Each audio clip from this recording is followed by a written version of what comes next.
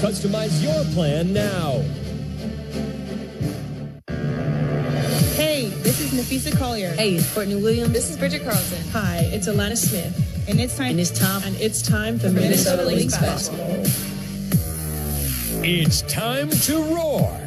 Minnesota Lynx basketball is brought to you by U.S. Bank, an official partner of the Minnesota Lynx, equal housing lender, member FDIC, and by Mayo Clinic. You know where to go. Let's head live to the arena with the call of tonight's game. Here's Sloan Martin. The 23-5 Minnesota Lynx aim to win another season series when they visit the Las Vegas Aces, who have won 2 straight and 5 of their last 7. We're also going to witness a matchup between the top 2 scorers in the WNBA in Nafisa Collier and A'ja Wilson. Sloan Martin with you here from Michelob Ultra Arena in Las Vegas. The Lynx have a 5.5 game lead over second-place New York entering today. Their lead so dominant as we enter the final full month of the regular season. New York is closer to 9th than the number 1 spot occupied by the Minnesota Lynx. Collier coming off of back-to-back 30-point games, continuing to lead the WNBA in scoring, as well as the MVP conversation. Head coach Cheryl Reeve. What Fee is doing so well now, and people ask me how she's improved. Early on in her career, it would be paint. Paint's her favorite spot, right? Now she's doing so much work outside the paint. That's allowing her to maybe play from, outside and score. You got to score threes. You got to score on the move. And so she's just not this, you take something away, she's going to go do something else. You guard her to the right hand, she's going to go to the left hand. You take away a spin, she's going to go up and under. There's just a way about her that a lot of times is unguardable. And it was very clear, her will. We took her out 6 minutes to go, and she, for the first time since I started coaching her, she looked up at the clock. Like, what in the hell is going on? What the hell are you taking me out for? We thought she looked gassed and maybe needed a blow. We put her back in 30 seconds later, I think it was. But that look of, I don't want to come out was what I needed to see. It was great. And I won't take her out with 6 minutes to go again. Lesson learned for head coach Cheryl Reeve about the intensity that Nafisa Collier is playing with at this point in the season as she is trying to author an MVP campaign and going up against a 3-time MVP, someone who she finished second to last year in A'ja Wilson. In this third matchup of the season between the Lynx and the Aces, and frankly, they have not been close. Back on June 17th at Target Center, the Lynx defeating the Aces 76-62, and then most recently on July 25th, again at Target Center, Minnesota with a 109-78 victory. That was a season high for the Minnesota Lynx, and Aces head coach Becky Hammond said after that game, our defense was atrocious. That was the word she used. She said, we are not executing the scheme. One person is doing this or that. It comes down to communication and discipline and being a pro basketball team to execute a scheme, and we did not. She said, we had good physicality against this Minnesota Lynx team, but this is a 31-point victory for the Lynx. They led by double figures the entire second half. Nafisa Collier had 25 points. Courtney Williams had 23, combining for 48 points on 17 for 24 shooting from the floor. A'ja Wilson did not play in that first matchup. She's had a number of ailments this year, including a wrist injury and a concussion at different points this season. She had 15 points and 7 rebounds to lead the Las Vegas Aces in that win. But Minnesota trying to win 6 straight against the Las Vegas Aces. Before this span of games, the Aces had actually won 9 of the last 10 contests. You think about this Aces franchise winning back-to-back WNBA championships in 2022 and 2023. That 2023 team is certainly one of the best teams in WNBA history, led by A'ja Wilson in another MVP season. The Lynx have not beaten the Aces 6 times in a row since an 11-game winning streak that started against the San Antonio Stars before they were even here in Las Vegas back in 2015 and finished against the current iteration of the Aces in 2018. The Lynx have won the last 2 games here in Las Vegas, both in 2024, and that ended a 5-game Aces win streak there. The Aces are an interesting group as well because overall they're very much a 500 team. They are 14-13 this season, and by different metrics that you look at on paper, they're basically in the bottom half in most categories, offensively and defensively, but they have been trying to get it going, especially offensively of late. After in the month of July, they as a team shot just 28% from three. Against this Lynx team, though, and of course just two names, scoring just 70 points per game on 37% shooting. That is their lowest against any other opponent this season. So Minnesota has been able to have their way offensively and defensively against the Las Vegas Aces. However, since the All-Star break, the Aces have dropped their turnovers by 3 per game. Their field goal percentage from 2-point range has risen from 47% to 52%, and they've also made significant changes to their lineup at this point in the season, where they dropped Jewel Lloyd to coming off the bench, and that is significant for someone who is an Olympian, a two-time Olympic gold medalist for Team USA, but against this Lynx team went 0 for 10 with 0 points back in that 31-point loss on July 25th. That ended her 202-game streak of scoring at least 1 point. So that was when head coach Becky Hammon decided to make that change and bring her off the bench. Kirsten Bell in the starting lineup, coming off her second start this season and third of her entire career in her fourth season. We're going to take a break here. When we come back, starting lineups and tip from Michelob Ultra Arena in Las Vegas. Stick with us here on the Minnesota Lynx Radio Network. At U.S. Bank, when they say they're in it with you, they mean it. Not just for the good stuff, the grand openings and celebrations, although those are pretty great, but for all the hard work it took to get there, the fine-tuning of goals, the managing of cash and workflows, and decision-making. They're in to help you through all of it, because together they're proving day in and day out that there is nothing as powerful as the power of us. Visit usbank.com to get started today. Equal housing lender, member FDIC, copyright 2024 U.S. Bank.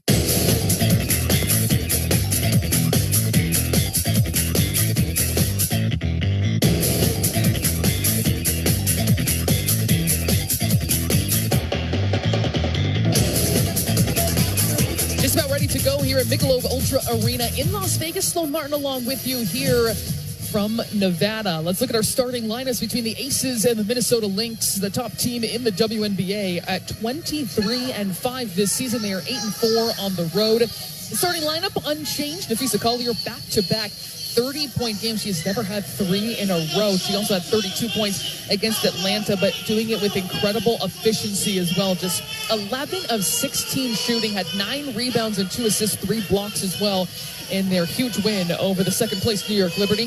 Kayla McBride, 24 points, 8 of 14 shooting. She has been fantastic in this stretch of late, her 5th 20-point game of the season. Courtney Williams, my partner Alex Leibel talked about this in the pregame show, just 1 of 13 shooting, but changed the game with her effort. 9 rebounds, tied her career high with 13 assists. She was making things happen for this team against the number 2 team in the WNBA. Alana Smith, back-to-back games with 12 points, and in her last 5 games, she's been double figures 4 times. Bridget Carlton coming off a 10-point game herself. For the Aces, A'ja Wilson, Jackie Young coming off her first career triple-double, 18, 11, and 11 in their win against the Los Angeles Sparks. Chelsea Gray, Nalissa Smith, and Kirsten Bell. So third straight game of Jewel Lloyd coming off the bench, and we are officially underway. That tip won by the Las Vegas Aces. Minnesota wearing blue jerseys, the Aces in their red. Jackie Young takes a handoff from Nalissa Smith, uses another screen. Gray working from outside the perimeter on the right wing, being guarded by Kayla McBride. Now Young is going to reset, being guarded by Napheesa Collier, last year's Defensive Player of the Year. They switch again. Collier now matched up with A'ja Wilson. 2 seconds to shoot. Nalissa Smith is going to get it off in time and knocks down the mid-range from about 6 feet. 2-0. That first lead for the Las Vegas Aces off that opening possession. Now the Minnesota Lynx will take over on the offensive end. Wilson is guarding Courtney Williams, maybe anticipating a screen that might come her way. Collier backing down against Young, kicks it out. Williams takes a look at Wilson, drops it inside. Napheesa Collier, a turnaround fade along the baseline, just rims out. Alana Smith battling hard for it along the baseline, and it will be Las Vegas basketball. 9:11 on the clock. A little 2-0 lead for the Las Vegas Aces. Good crowd on hand here on a Saturday afternoon in Las Vegas. Crossing over half court, Chelsea Gray lobs it inside. A'ja Wilson, the help defense comes. Minnesota forces and gets out of what should have been an easy two. Kirsten Bell misses badly in front of the rim. Tremendous defense by the Lynx. Seeing that lob, you have to know, and they do, how crafty and smart Chelsea Gray, a future Hall of Famer, is. She comes with the help defense against Nafisa Collier. They move it to the perimeter. 3 on the way from McBride. She drains it. Good ball movement by the Minnesota Lynx to start off this game, and they take the lead for the first time, 3-2, about a minute and a half into this contest. Gray, guarded by McBride, sticks with her through the screen. Here comes another one from Alyssa Smith. Gray has the switch on her against Alana Smith. Getting downhill, A'ja Wilson should pull up at the free throw line. No good that time. Well contested by Nafisa Collier. And it's going to stay here. Ball batted out of bounds. 8:20 on the clock. 3-2 is Minnesota's lead, and it's Las Vegas basketball. Keep an eye on when we see Jewel Lloyd come off the bench for the first time. Her 3rd straight game doing that. Gray barely gets it in without getting that 5-second violation. Now she's looking to post up McBride, facing up along the short corner. Was looking for a foul. It's going to be a 3-point play. Kayla McBride is kind of smiling incredulously at this call. Did one of those where she faces up, tries to get her player, in this case McBride, up in the air, draw the contact, throw the feet out as you're going for that jump shot. Oh no, it looks like they are going to wave that off. And it's going to be a steal by the Minnesota Lynx. I thought that was going to be a 3-point play, waved off there. Here is McBride along the perimeter, takes the handoff from Collier, guarded by Wilson. Skip pass here, Smith for 3. She's got it. Couple of threes for the Minnesota Lynx give them a 6-2 lead here early, under 8 minutes to play in the first quarter. Wilson hands it off to Jackie Young. Stopped inside, smothered by Nafisa Collier on the attempted pick and roll. Up ahead now to Courtney Williams. She'll pull up in transition, and she will knock it down. And a timeout called less than 3 minutes into this game by Becky Hammond and the Las Vegas Aces. Minnesota firing here early in Nevada, leading 8-2 early in the first quarter. Be right back here on the Minnesota Lynx Radio Network. This is Nafisa Collier. If you're stranded on a desert island and you only have 3 TV shows to watch, which shows are you watching? Definitely Game of Thrones. I think I would pick probably The Office. And, okay, don't judge me. This is like a guilty pleasure, but Vampire Diaries, I love that show. I'm watching it again right now for like the 4th time. And I swear you think it was the first time. I can't wait to get to the next episode. I'm staying up late to watch it. It's actually sick. Which one of your teammates would you go on a cross-country road trip with, and why? I think I would definitely pick Lan or Bridget, just because I think our humor is really similar. Like, we get along really easily, so they would be good road trip buddies. Who's the first person you call with good news? My husband, Alex, and then my parents. First concert you've ever been to and best concert you've ever been to. The first one I ever went to was actually Bryson Tiller, which was so random because it was before he was like Bryson Tiller. So that was cool. And I was at UConn. He was like in this little tiny theater. It was the first concert I ever went to. And then best concert I've ever been to, Usher. It was so good. I mean, Ed Sheeran's was really good because he's just so talented. Like, it was just beautiful to listen to, but like entertainment-wise, I was so entertained at Usher's. Usher's was so entertaining. He had like all these shows. He had actors up there like playing out different scenes, and I know every single song. Like every song was a bop. So that was my favorite.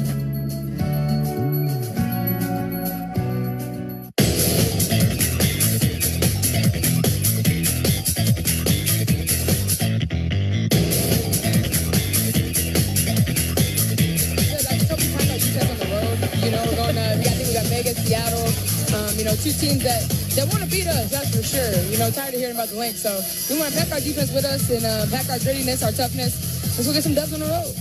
That was Kayla McBride talking to me post-game after their big win over the New York Liberty. And so far, it's looking like those things did indeed get packed. It is an 8-2 lead for the Minnesota Lynx over the Las Vegas Aces here on the road at Michelob Ultra Arena. Minnesota 3 of 4 shooting to start this game, just looking calm and casual. This is the top shooting team in the WNBA. We have long known, and it has long been sustained in this fashion. First in offensive rating. They're also first in defensive rating. Only 10 teams in WNBA history have maintained that over an entire season, including 2 iterations of the Minnesota Lynx in 2016 and 2017.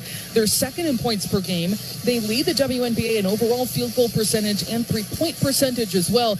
They are 2 for 2 from long range, courtesy of Alana Smith and Kayla McBride, and a very nice and tidy 8-2 lead so far here on the road, where Minnesota is 8-4 this season. In fact, they're 3-4 their last 7 road games, just 1 loss at home, coming about a week ago to the Atlanta Dream.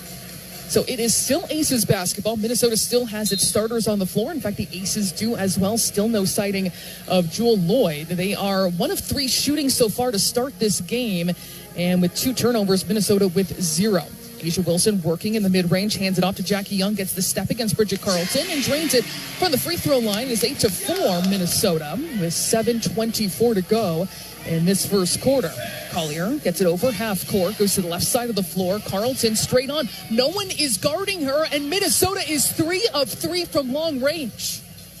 That cannot be on the scouting report to give Bridget Carlton 6 feet of space and worrying about other off-ball action. Bridget Carlton had a straight on, the best look she'll see this season, and she's got 3 points. Minnesota leads 11-4 as Wilson has a good look inside at close range. She misses. Great interior defense by the Minnesota Lynx. Here's McBride, skip pass, another 3. McBride deposits another triple, and Minnesota's a perfect 4 of 4 from long range to start this contest. 14-4 is their lead. 5 of 6 shooting. Chelsea Gray has no rebuttal. She misses in the mid-range, and Alyssa Smith is fouled as she was trying to go up for that offensive rebound and putback. That's going to go on Courtney Williams, her first. And the first meeting between these two teams, Las Vegas, was out-rebounded by Minnesota 48-30. Now, Minnesota is usually on the opposite end, not by that margin, certainly, but they are being out-rebounded overall this season by opponents. But that was a particularly masterful performance by the Lynx as Alyssa Smith drains that one through. And here comes Jewell Loyd for the first time today. And it's been an interesting experiment having her come off the bench, something that us as WNBA fans are not used to seeing. She had 8 points on 3 of 9 shooting, 2 of 7 from 3, most recently against Los Angeles. She had 20 points in their win over Dallas in that first game, which came right after she was 0 for 10, 0 points against this Lynx team. They move it around the perimeter. Smith drops it inside to Collier. Double team, takes a hard bump from Chelsea Gray, and that's going to be a foul on Gray. 1 for 2 is Alyssa Smith on the other side. So Minnesota leads 14-5, 6:18 to go in this first quarter. So a sideline out of bounds coming near the Lynx bench for Bridget Carlton. Starters on the floor still in the game for the Minnesota Lynx. Smith giving a look inside, guarded by Alyssa Smith. McBride guarded by another Notre Dame Fighting Irish. Collier will kick it out after drawing the defense. The first miss from 3 today by Alana Smith. She gets the offensive rebound, propels herself to the cup for 2. A lot of speed getting downhill for Alana Smith, who has such a high motor, especially on the offensive glass. As soon as that ball was in her vicinity, she was thinking, how do I score? And she took off. It is 16-5, approaching the 5-minute mark of this first quarter. Young taking her time, waiting for his high screen from A'ja Wilson. Goes back the other way. Extra pass. Here's Chelsea Gray. Corner 3 is good. First 3 attempt for the Las Vegas Aces, who are 10th in the WNBA from behind the arc in terms of efficiency. Safisa Collier just slipping her way right to the rim for 2. There was no stopping that. She found the tiniest seam, was able to get the step, and there was no resistance from that Las Vegas defense. 18-8 is Minnesota's lead, but it looks like an offensive foul is going to go on the Aces, and now back to the Lynx. Alyssa Smith is going to take a seat. Megan Gustafson, the Wisconsin native and former Iowa Hawkeye, checking in for the first time. No substitutions yet for the Minnesota Lynx. They have it at 3-quarter court. And Courtney Williams will jog over the half-court line. Safisa Collier thought about a 3. Pump fake drive against Gustafson. A hard take. She's trying to say, I earned a foul right here. She got me on my arm, but They're going to say it was just a turnover that it went out of bounds. And it's bringing back memories of the most recent matchup against Las Vegas back on July 25th, where Napheesa Collier frankly had a field day against Gustafson. Just her post moves, the steps she was able to get in blasting her way to the rim really made a big difference. Gustafson was not able to contain her by any means.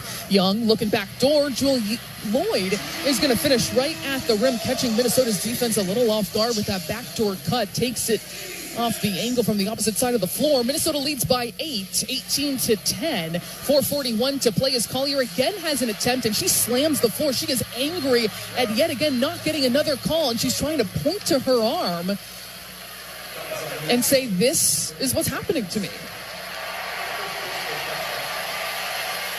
The crowd enjoying seeing some frustration on the opposing side.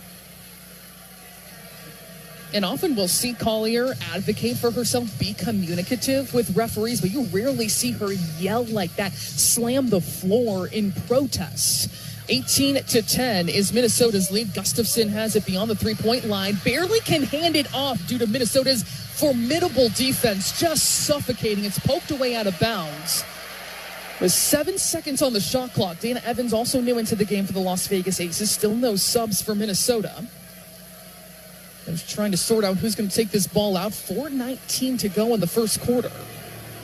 Collier, I should mention in this game, by the way, 1 for 3 shooting 2 points. Here's Jewell Loyd getting free to the rim, met by Alana Smith, and she's going to be whistled for a foul. Smith also has a chuckle about that one, did not agree, thought that she went up and vertical in her help defense contest. That's going to be free throws coming up here for Jewell Loyd. Loyd this season, 85% from the free throw line. Her last 5 games, she's really just not been able to find her stride, not this entire season, but the last 5 games in particular, under 9 points per game, 31% shooting, 30% from long range. I mentioned that 0 for 10 game she had against the Minnesota Lynx that finally was the impetus for bringing her off the bench. She's going to go 1 for 2 on that free throw trip. 18-11 is Minnesota's lead. 4 minutes to go. Here's the mid-range for Courtney Williams. She's got it. 2 for 2 shooting for Courtney Williams. 4 points and a balanced scoring sheet so far for the Minnesota Lynx as Jessica Shepard checks in for the first time for Alana Smith. Loyd using a high screen, hesitation, then she'll take off, and she's able to finish over Shepard coming in on the help defense. 20-13 is Minnesota's lead, and Jewell Loyd 5 points, 2 of 2 shooting to start this game, as it's been up and down with her coming off the bench in 2 games so far. Shepard has it from the short corner, double team, cross-court pass. McBride wide open from 3. She's got it again.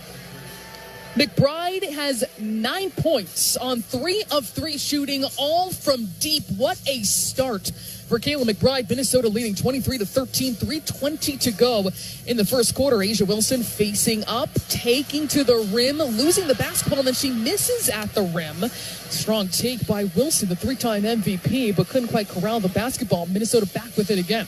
Shepard from the short corner, directing traffic, always using that off arm to tell her teammates where to go. Here's a give and go between her and Courtney Williams to perfection as Shepard scores at the rim. Another timeout called by the Las Vegas Aces, with Minnesota leading 25-13, 2:57 to play in this first quarter.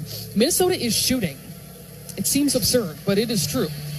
10 of 13 in this game so far. That is 77%. They are 5 of 6 from long range and have 8 assists on those 10 buckets. You have the Las Vegas Aces shooting 50%, but they have not come close to matching the firepower we're seeing so far from the Minnesota Lynx. Already the second time out here in this first quarter. 2:57 to play in the first frame. Tonight's Injury Report is brought to you by Mayo Clinic, your source for medical answers. It remains to have one name on that list, Carly Samuelson, who is on this trip sporting a brand new pink cast this time and scooting herself around, wishing her the best as she continues her rehabilitation and recovery after having surgery on her foot, missing this season, her first here in Minnesota. And the Las Vegas Aces also in good shape as well in terms of their availability. Not always the case for them this season. 25-13 is Minnesota's lead. The leading scorer of anyone in this game is Kayla McBride with her 3 triples already. And she had 5 against New York, went 5 of 9 from long range. It was her 6th time this season with 5 or more threes. Her ability to just pour it on against opponents never ceases to amaze me, even at this point in her career, firmly a veteran, now in her 12th season. It is just something to watch over and over again, how she can splash it time and time again. It is Aces basketball. Letitia Heidemann enters the game for the first time. Under 3 minutes to play, 25-13 is Minnesota's lead as Gustafson hands it off to Chelsea Gray. Williams loses her footing. That's going to allow Jewel Lloyd a wide open 3 from the corner. She can't knock it down, and the rebound ripped by Jessica Shepard, who will take it off herself, beating multiple Aces down the floor. She will barrel her way to the rim, coast to coast, and count it. Jessica Shepard absolutely steamrolling the transition defense of the Aces, going 94 feet for the finish and the contact. Yeah, and it has been fun to watch her play this season. Coach Reed has just continued to use the word confidence, and we are seeing the fully formed Jessica Shepard, who we saw in 2019 as a rookie, and to see that kind of growth with one franchise and to see it pay off with her kind of play this season has been extraordinary. She completes the three-point play, and Minnesota leads 28-13, piling on the points yet again. They are 11 of 14 shooting as Dana Evans misses at close range, and another rebound taken by the Minnesota Lynx. Courtney Williams guarded by Jewel Lloyd, waiting for a screen from Nafisa Collier. Gonna try and thread it into Collier, puts up the shot, poked away. She tried to send it back down to Collier. Another loose ball inside to Jessica Shepard, and she's gonna be fouled inside. The ball was batted around by at least 5 different players, landed in the hands of the Lynx. Shepard almost didn't quite know what to do with the ball in her hand. She was facing the other basket, her back to this near sideline, or baseline rather, and then realized, hey, I'm really close to this rim. I better try and make something happen. And by that point, the Aces realized what was going on, and she was fouled. So Shepard, no good on that free throw. Her last 16 games, not including this one, just 13 for 27 shooting from the free throw line. She's actually shooting better overall from the floor, 60%, than she is at the free throw line this season at 59%. And she'll go 0 for 2. And I think the cheers you're hearing is perhaps pizza won by the crowd here. It is 28-13 under 2 minutes to play in the first quarter. Jackie Young taking Kayla McBride one-on-one, slices her way to the rim.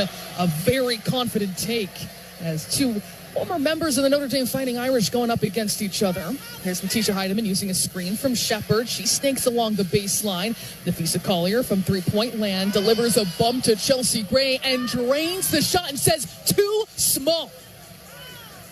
Wow, Nafisa Collier's got some strength on her frame this season especially, but she just faced up, had that little pump fake, took off against Chelsea Gray, and Gray went flying when she delivered that contact. Was able to get free at the free throw line. What a take by Nafisa Collier. Missed on the other side by the Aces, and again, Minnesota's able to corral the rebound, leading by 15, doubling up the Aces right now, 30-15.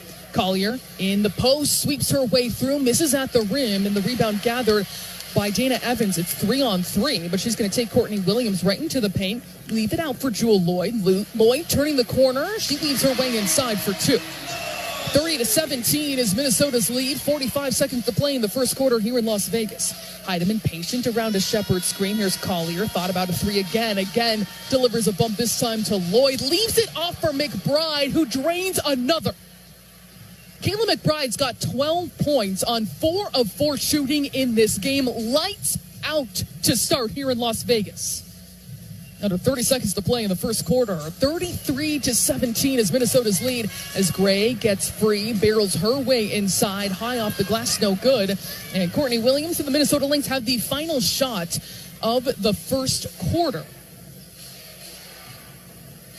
Williams taking her time, using a high screen from Collier. Now 7 seconds to shoot. She'll whip it around. Shepard extra pass. Heidemann uses a screen from Shepard, then sprints to the rim and puts it down off glass. 35-17 is Minnesota's lead after the first quarter break, putting on a show in a city that knows what entertainment is. The Minnesota Lynx outstanding to start this game on the road, shooting 14 of 19 from the floor. Absolute dominance to start offensively and defensively. Well, the second quarter, when we come back here from Las Vegas on the Minnesota Lynx Radio Network. The free iHeartRadio app is #1 for music, radio, and podcasts, all in one. Discover a new podcast from our library of over 350,000 titles. Here's an iHeartRadio podcast preview. Here's something pretty disturbing I discovered while researching this podcast. This is what it actually says on the Los Angeles Police Department website. The site states that the Adult Missing Persons Unit investigates 3,200 cases a month, and 70% of those missing people are found or returned voluntarily within 2 or 3 days. It goes on to explain, and I quote here, since being a missing person is not a crime, police are given a very limited role while conducting these types of investigations. At the bottom of the webpage, it gets more disturbing. There's a section titled, "What if they never returned?" And here's the official police advice. In such situations, you may want to enlist the services of a private investigator to assist in your search. If you can't afford a PI, the police elaborate, quote, "Another option would be to contact the Salvation Army, which has a missing persons locator program." There is not a single sentence on the LAPD website that would lead a loved one of a missing person to have any faith that the police would properly investigate it. What the LAPD is basically saying is, if someone you love goes missing, don't overreact. They'll probably turn up unless they don't, in which case you should get someone besides the police to look into it. All this is my way of saying, if the police took missing persons cases as seriously as they do, say, bank robberies, I wouldn't have had to do this podcast in the first place and end up chasing a violent criminal halfway around the country. I'm Neil Strauss, and you can hear the full story of To Live and Die in LA. Listen and follow this podcast for free on the iHeartRadio app. #1 for music, radio, and podcasts, all in one.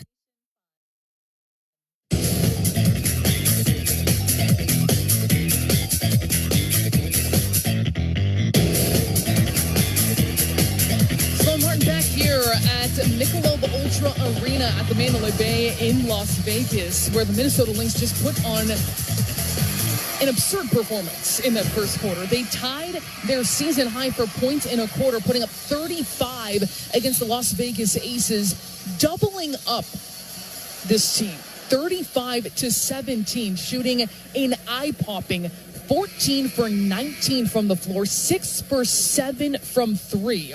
They're doubling them up in rebounds as well, 10-5. Also a carryover from that most recent matchup. This is the third game in this series this season between these two teams. Minnesota has been dominant in each and every one of them. Las Vegas shooting 44%, just 1 for 2 from three-point range, but these numbers we're seeing from the Minnesota Lynx so far just dazzling, especially when you look at Kayla McBride, a perfect 4 of 4 shooting from the floor, 12 points for her, just on autopilot right now.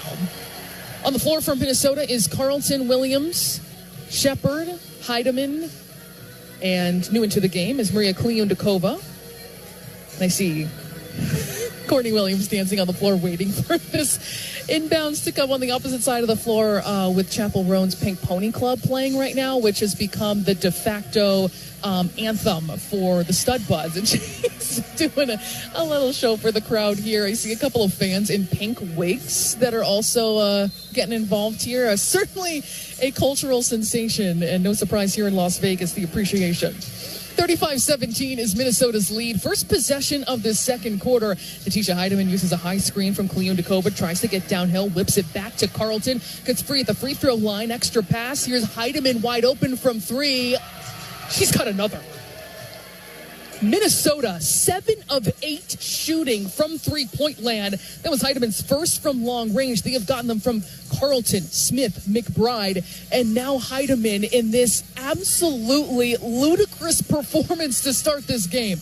Wilson tight roping along the baseline. Lisa for Chelsea Gray. No good. She missed everything there from deep in the corner, and Minnesota able to yet again corral the rebound. Jessica Shepard goes right into Gustafson, works the reverse for 2.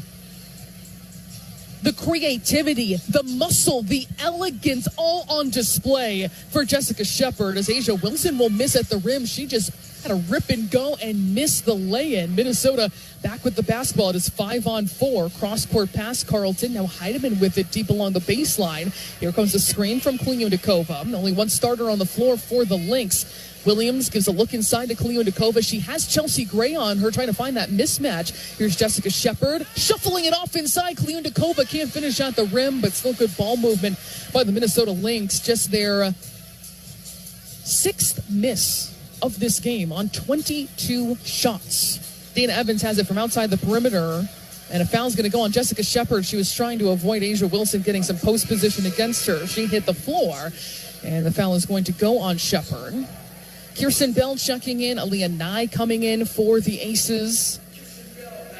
For the Minnesota Lynx, everybody who has come in has scored. Still waiting on Kliundikova. She's just checked in recently. Facing up is Chelsea Gray against Carleton. She's waiting for a screen from Wilson. Whips the pass to the other side of the floor. Lloyd lets it bounce. Now waits for a screen from Bell. The hesitation. Penetrates into the paint. I don't think she would have gotten that shot off in time. She misses at the rim anyway, and Minnesota propelling itself down the floor.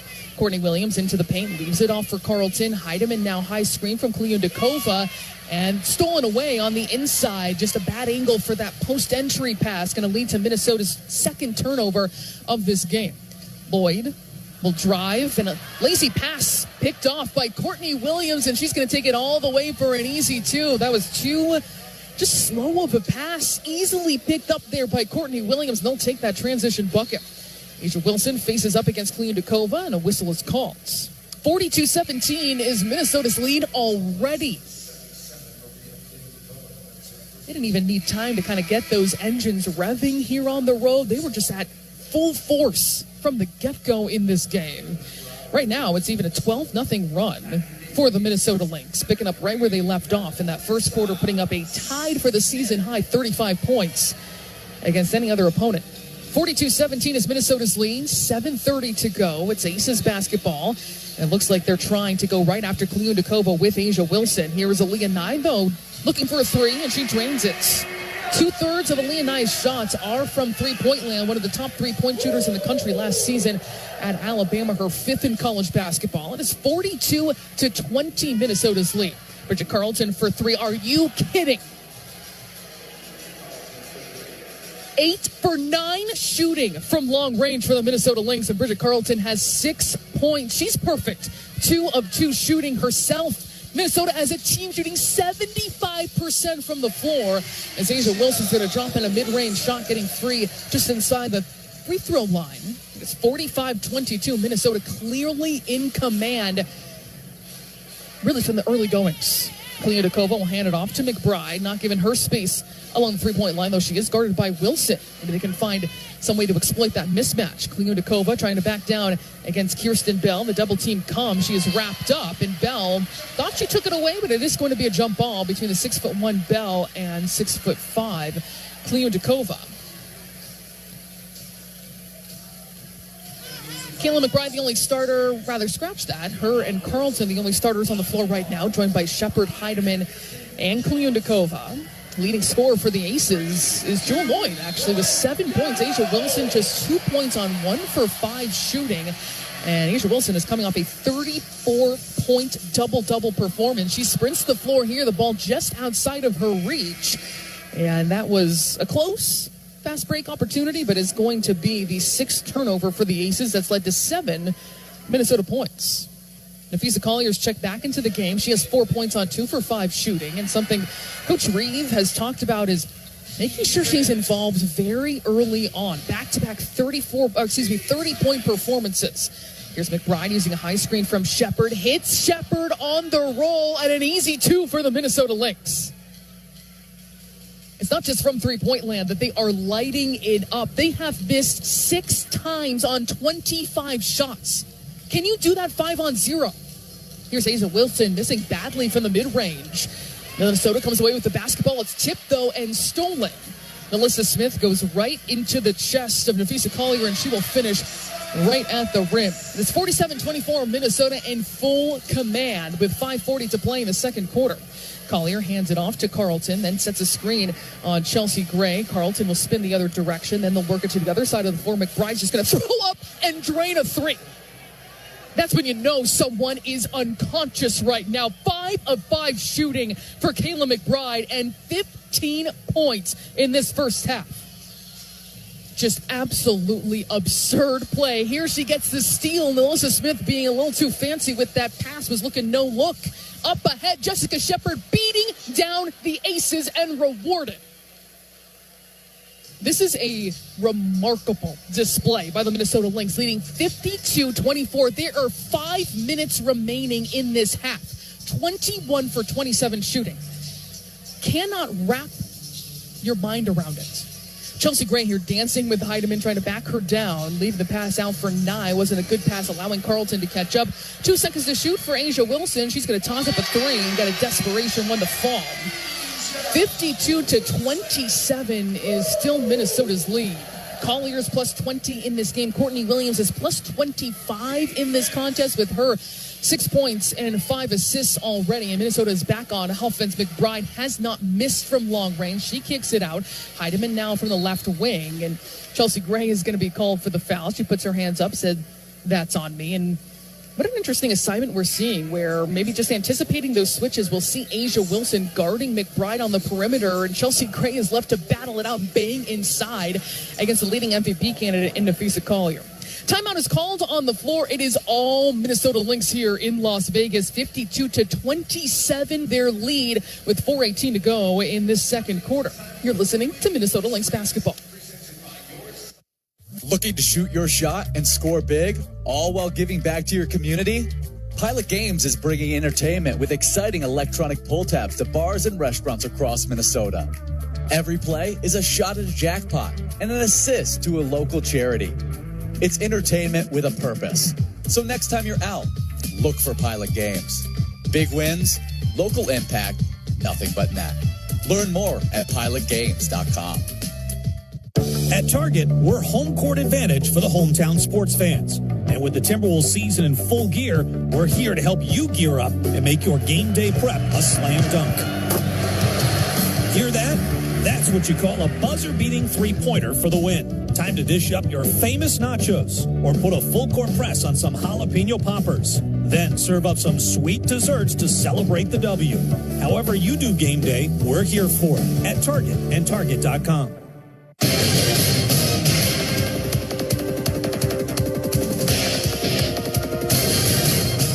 Alex Leibel with you in our WNBA Tonight studios from the Target Center for a scoreboard update. No other contest going on in the WNBA today. This is just the sole one between the Lynx and the Aces, but we had a full slate of games yesterday. So let's take a look at what went down. The Phoenix Mercury were in Atlanta facing off against the Dream. 2 of the top records in the league facing off. Mercury had lost 5 of their last 6 after falling 95-72 to the Dream yesterday in Atlanta. Alicia Gray, 26 points, 2 rebounds, and 2 assists, led all scorers. The New York Liberty were in Connecticut facing the 4-21 Sun. The Sun came out with a win, 78-62 over the Liberty.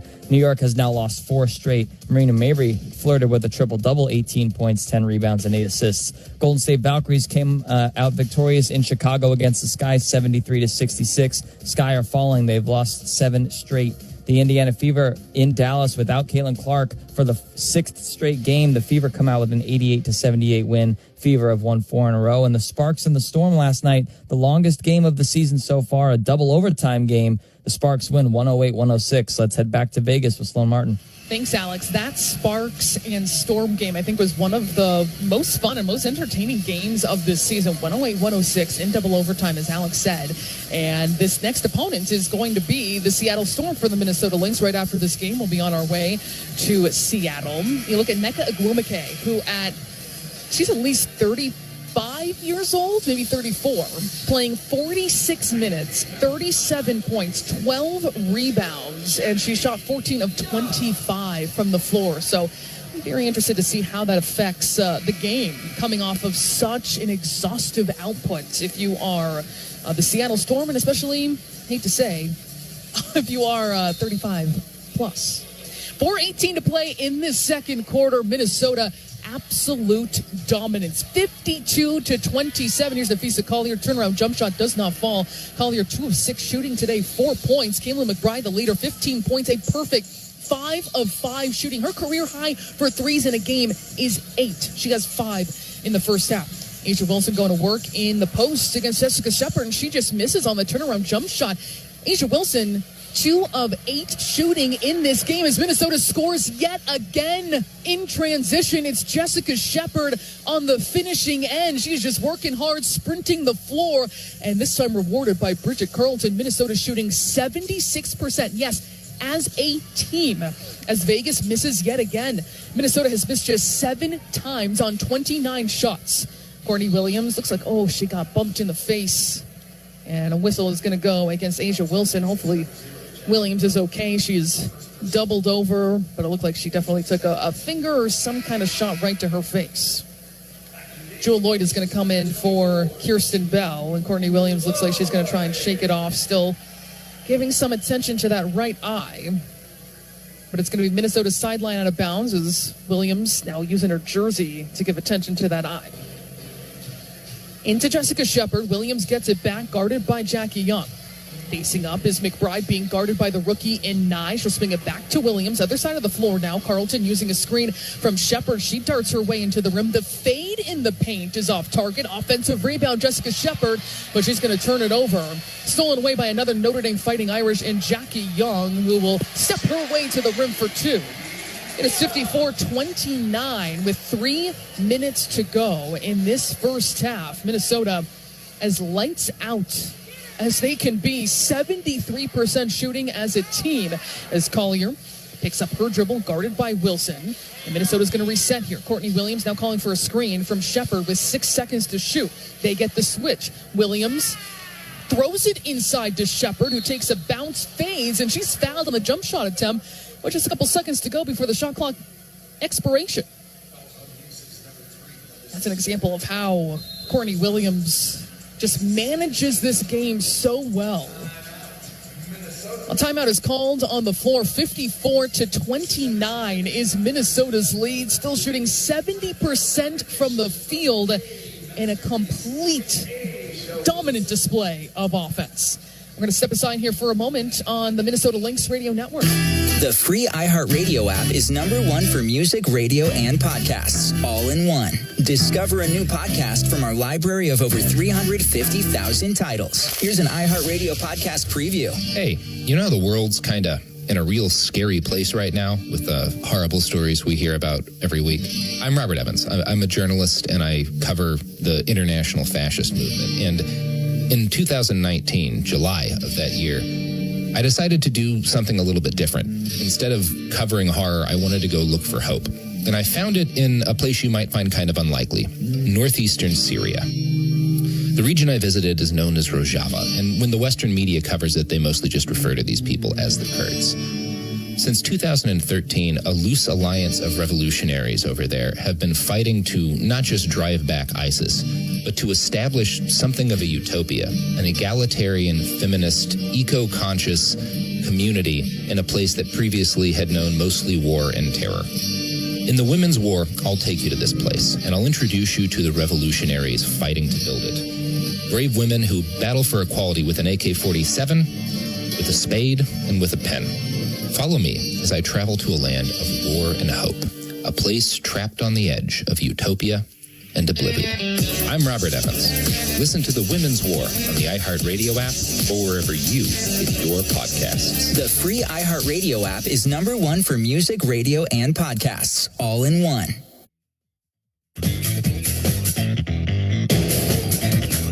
The Minnesota Lynx putting on a clinic here in Las Vegas, leading 54-29 with 2:38 to play before halftime. It has been an indefatigable effort, especially from their offense. They are 9 for 10 shooting from three-point land. This is a team that, of course, entered today the top offense in the WNBA, first in offensive rating, second in points per game. They've scored 100-plus in 2 of the last 3 games. The best shooting team in the WNBA in terms of field goal percentage and three-point percentage, and there has been little to no resistance from the Las Vegas Aces. They have just been able to get their shots and at will. Jessica Shepard is 6 of 6 for 13 points. Kayla McBride is 5 of 5 from long range for 15 points in this game. It has been a masterful performance and also a very balanced one where it has not been depending on any one player. In fact, Napheesa Collier is the lowest scorer of anyone who has appeared for the Minnesota Lynx in this game. She has 4 points on 2 of 6 shooting. I should say, actually, Maria Kliundakova has 0 points in her 3 minutes, but the point and the overall thought still stands as Jessica Shepard has 2 free throws coming up here. She has been incredibly active today. 13.7 rebounds in 11 minutes.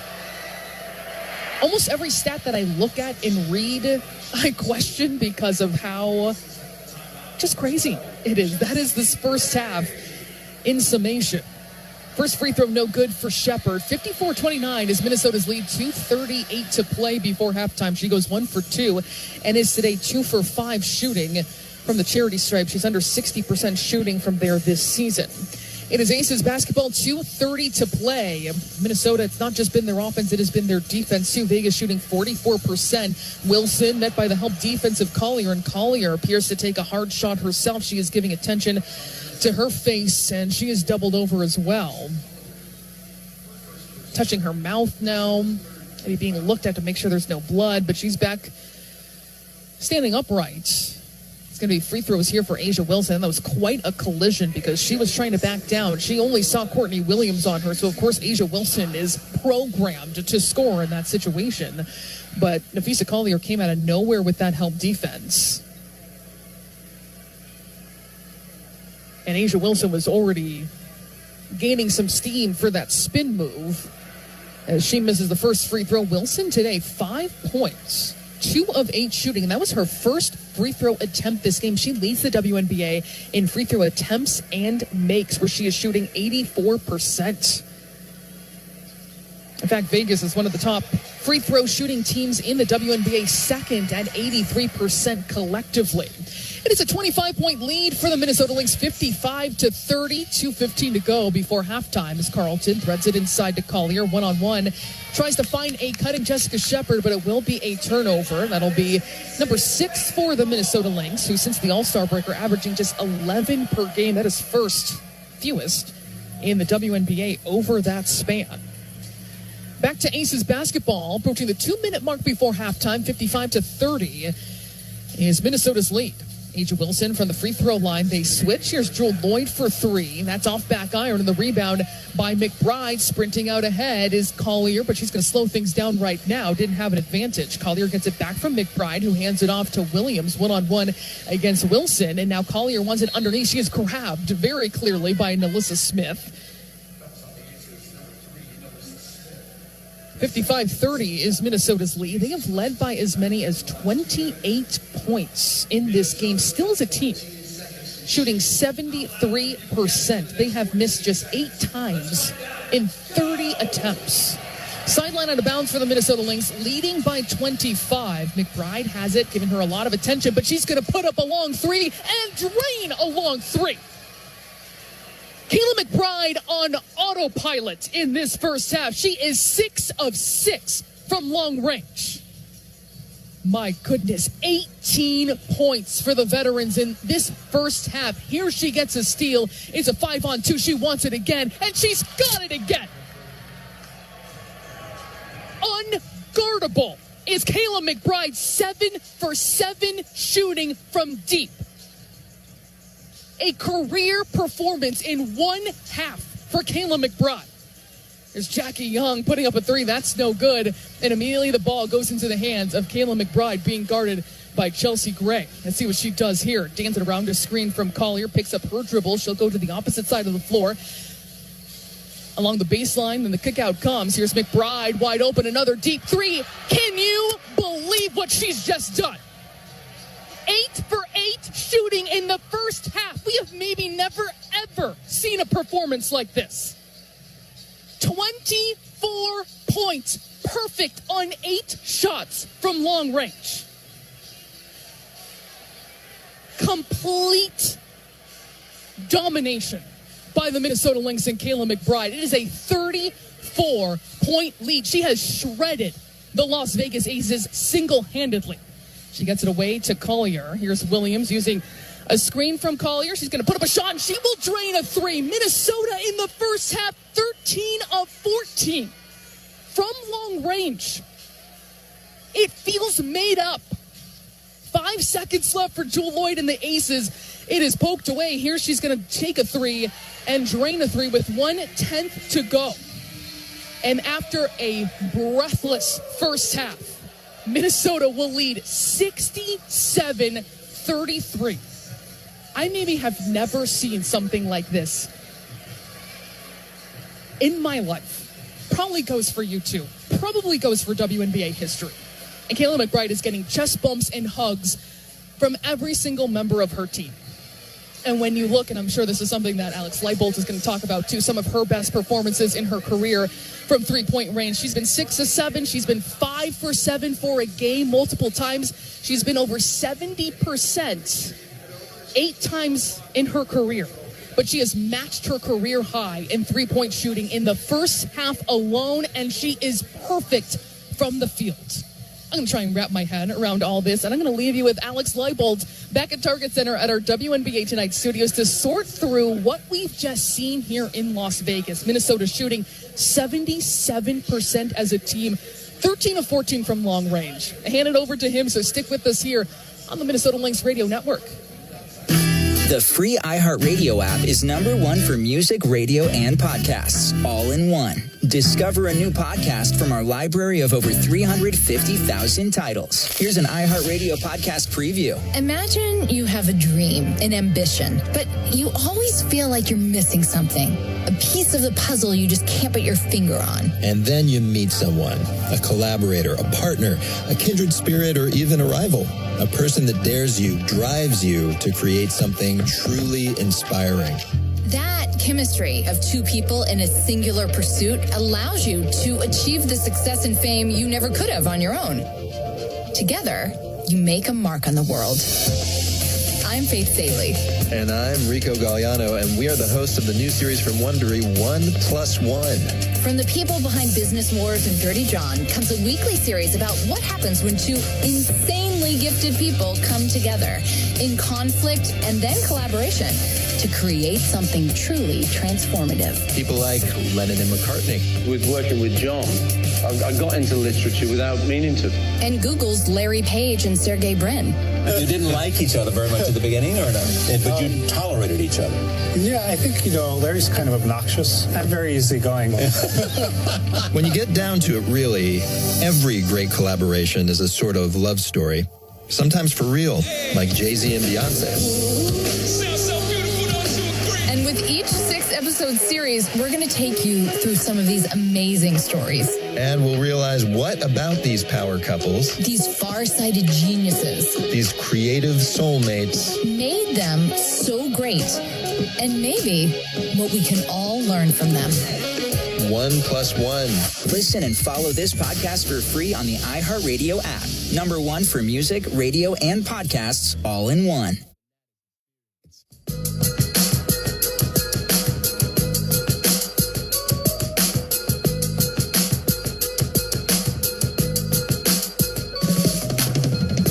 Sideline out of bounds for the Minnesota Lynx, leading by 25. McBride has it, giving her a lot of attention, but she's going to put up a long 3 and drain a long 3. Kayla McBride on autopilot in this first half. She is 6 of 6 from long range. My goodness, 18 points for the veterans in this first half. Here she gets a steal. It's a 5-on-2. She wants it again, and she's got it again. Unguardable is Kayla McBride, 7 for 7 shooting from deep. A career performance in one half for Kayla McBride. There's Jackie Young putting up a three. That's no good. And immediately the ball goes into the hands of Kayla McBride, being guarded by Chelsea Gray. Let's see what she does here. Dance it around a screen from Collier. Picks up her dribble. She'll go to the opposite side of the floor. Along the baseline, then the kick out comes. Here's McBride, wide open, another deep three. Can you believe what she's just done? 8 for 8 shooting in the first half. We have maybe never, ever seen a performance like this. 24 points, perfect on 8 shots from long range. Complete domination by the Minnesota Lynx and Kayla McBride. It is a 34-point lead. She has shredded the Las Vegas Aces single-handedly.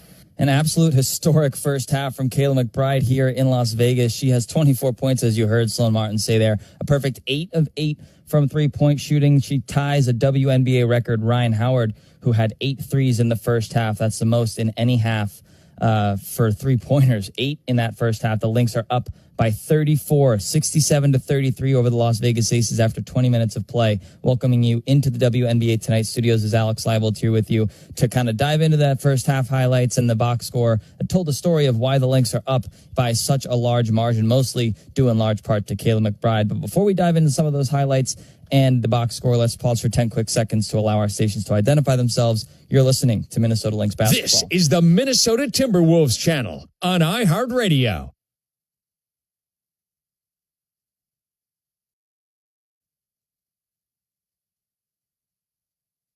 We've got a star-studded matchup in the desert between A'ja Wilson and the Aces and Napheesa Collier and the Lynx. Minnesota coming off their second 100-point game in their last 3 contests, and that offensive momentum rolled into this contest due in large part to the team's shooting from beyond the arc. Heidemann patient around a Shepherd screen. Here's Collier. Thought about a three again. Again, delivers a bump this time to Lloyd. Leaves it off for McBride, who drains another.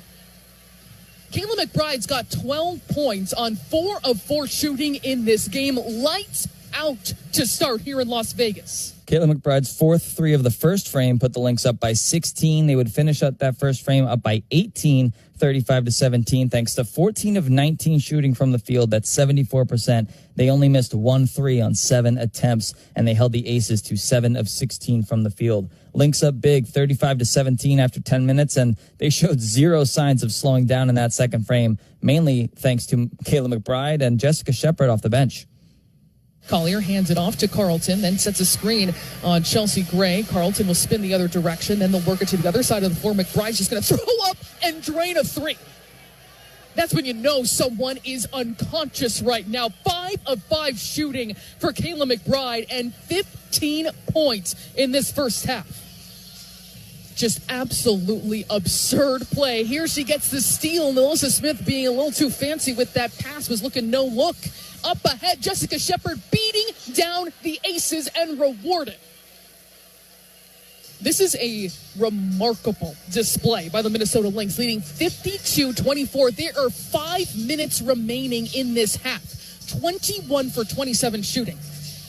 Cannot wrap your mind around it. Really can, as the Lynx finish this half on a dominant spree of three-pointers. They sink 4 3-pointers in just over the final 90 seconds of this contest. Kayla McBride in that sequence, you heard her sinking 3, and Courtney Williams sank the last one right before the halftime break. Napheesa Collier assisted on 2 of those. Kayla McBride finishes the half with 24 points on 8 of 8 shooting, with 4 assists that account for 10 extra points, along with 2 steals. So she accounts for 34 points, 2 steals, 2 rebounds, as the Lynx are up 67-33. Courtney Williams flirting with a double-double already with 9 points and 6 assists. She also has 2 steals. Jessica Shepherd off the bench, 14 points. Check that, with 7 rebounds and 1 assist. Natisha Heidemann has 5 points off the bench as well to go with 2 assists. Napheesa Collier is the lowest scoring player other than Masha Klionokova, who only played 3 minutes. Fee has 4 points on 2 of 6 shooting with 4 assists. But when Kayla McBride is shooting as lights out as she is, a historic career high tying 8 3-pointers for Kayla McBride in that first half. Lynx are up by 34. They've forced 8 turnovers from the Las Vegas Aces and have turned that into 14 points. Lynx are really doing it all. They led by as much as 37 in this contest. They've scored 21 points on the fast break, and it is the Kayla McBride show in Las Vegas right now. A historic first half. She's 1 3-pointer shy from the WNBA record for most threes in a game. We got one more pause coming your way here right now. When we get back, we'll have a special segment based on a community event that the Lynx hosted with Bon Iver and She-Rock. That is coming your way next on the Minnesota Lynx Radio Network. And we are joined now with Dr. Dan Childs, medical oncologist at Mayo Clinic Comprehensive Cancer Center. Dr. Childs, I read recently that about 1 in 8 men will be diagnosed with prostate cancer during their lifetime. Is that accurate? Cal, that's true. This is a very common disease and screening is key. We want to catch this cancer early and we want to cure it. And how do you decide on the best treatment? First, it's important to determine how aggressive the cancer is and whether it's spread to other areas of the body. Now, to do this, we use a combination of blood tests, biopsies, genetic testing, and state-of-the-art advanced imaging to understand more about the cancer's behavior. Now, after we have that information, we talk with our patient about what their treatment options are. It's really interesting. And you mentioned the treatment options. As it pertains to those, treatment of advanced prostate cancer, how have things changed and evolved over the years? Well, historically, there were a limited number of treatment options beyond chemotherapy. However, today at Mayo Clinic, we're using new hormone therapies, targeted treatments based on a cancer's unique genetic profile, immunotherapies, and even highly effective radioactive medications that can precisely target the cancer cells while largely sparing the rest of the body. Now, these treatments help our patients live longer and they make them feel better. Well, we thank you, Dr. Childs, for your time and knowledge. And for more information on Dr. Childs and the incredible work that is being done at Mayo Clinic Comprehensive Cancer Center, visit mayoclinic.org/possible.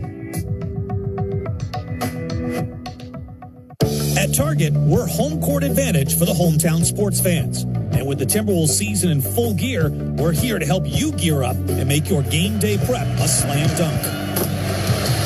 Hear that? That's what you call a buzzer-beating three-pointer for the win. Time to dish up your famous nachos or put a full-court press on some jalapeno poppers. Then serve up some sweet desserts to celebrate the W. However you do game day, we're here for it at Target and Target.com. This copyrighted telecast of WNBA Enterprises may not be retransmitted, reproduced, rebroadcast, or otherwise used in any form without the express written consent of WNBA Enterprises.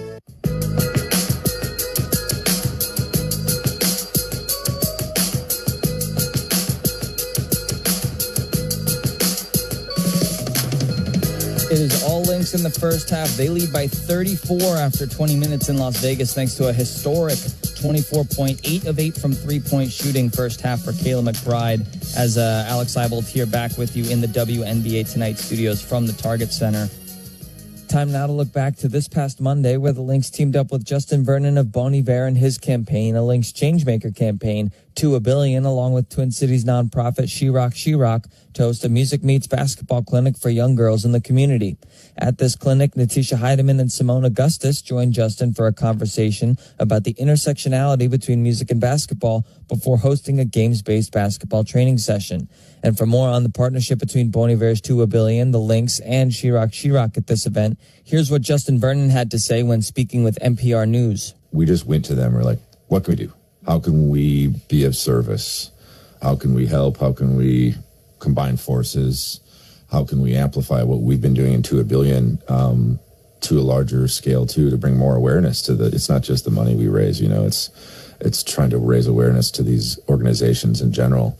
I think that there's organizations like the She-Rock organizations, for instance. I think what they're doing with young girls and gender expansive folks, like to kind of display basketball and music as these outlets for kids that need those outlets that can gain so much strength and camaraderie around the sport, team sport like basketball, or the spiritual practice of playing music, just to support those kids. Head coach Cheryl Reeves spoke to the media about the clinic and how these events leave just as much an impact on the players as it does on the kids involved. I mean, they enjoy it. Our players enjoy those moments, like getting away from here, getting away from the court, and go impact lives. That fills them up. And those things come at a good time for us. And I think our CI staff does a great job, finding those opportunities that the players enjoy, and they can obviously impact people that they're meeting, but then also the people that we meet impacts them, and that means a lot to us. You can see when they're out doing it, they're their authentic selves in a very giving way, and I didn't necessarily get to see all of what happened, but I knew the spaces that we were in, but I'm quite sure that we were impactful in our presence. Lynx up big at the break, a truly special event between the Lynx, 2 A Billion, and She-Rock, inspiring the next generation of young girls to understand the importance of music and sport. Lynx up big time at the break, 67-33. We've got second half action coming your way in Las Vegas with Sloan Martin on the call next on the Minnesota Lynx Radio Network. At U.S. Bank, when they say they're in it with you, they mean it. Not just for the good stuff, the grand openings and celebrations, although those are pretty great, but for all the hard work it took to get there, the fine-tuning of goals, the managing of cash and workflows, and decision-making. They're in to help you through all of it, because together they're proving day in and day out that there is nothing as powerful as the power of us. Visit usbank.com to get started today. Equal housing lender, member FDIC, copyright 2024, U.S. Bank.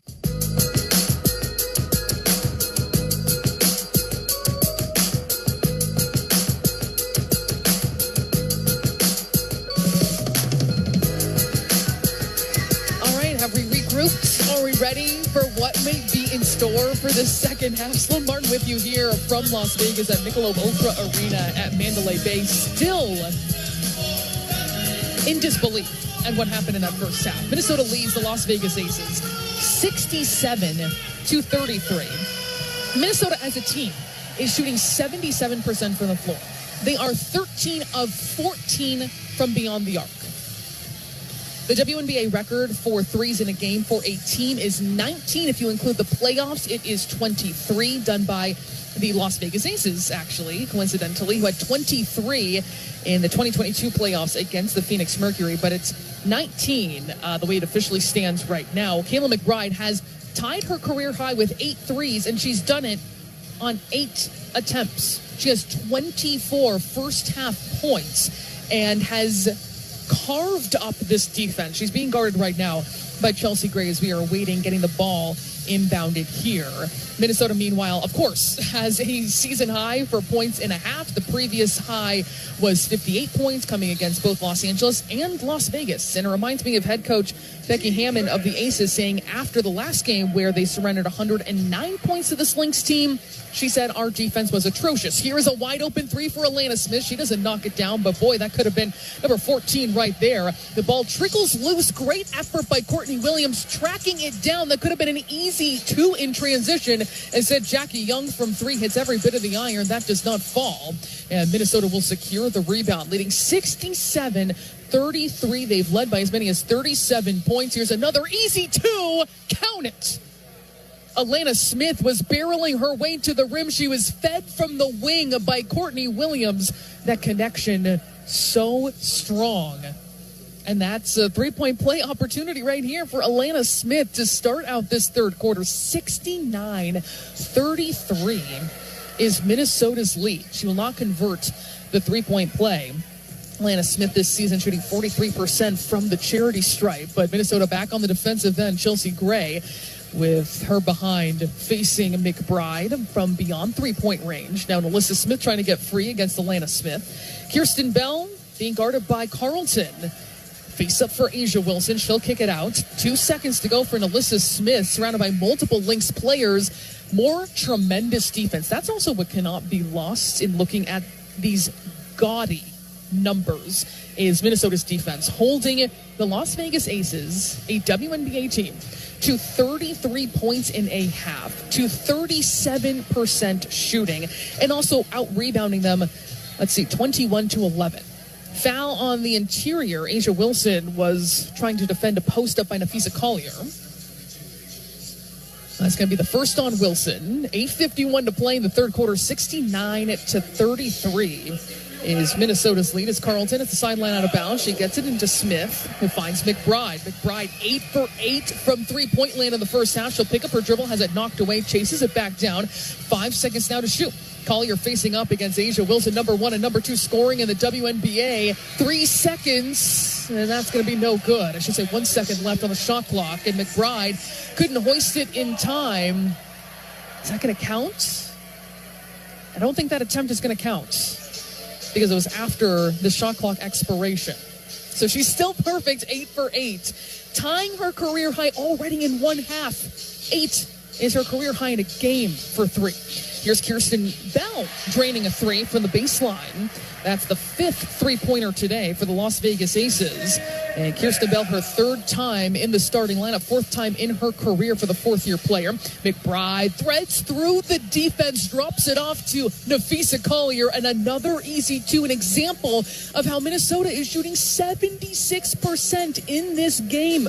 That has not let up, that has not regressed at all.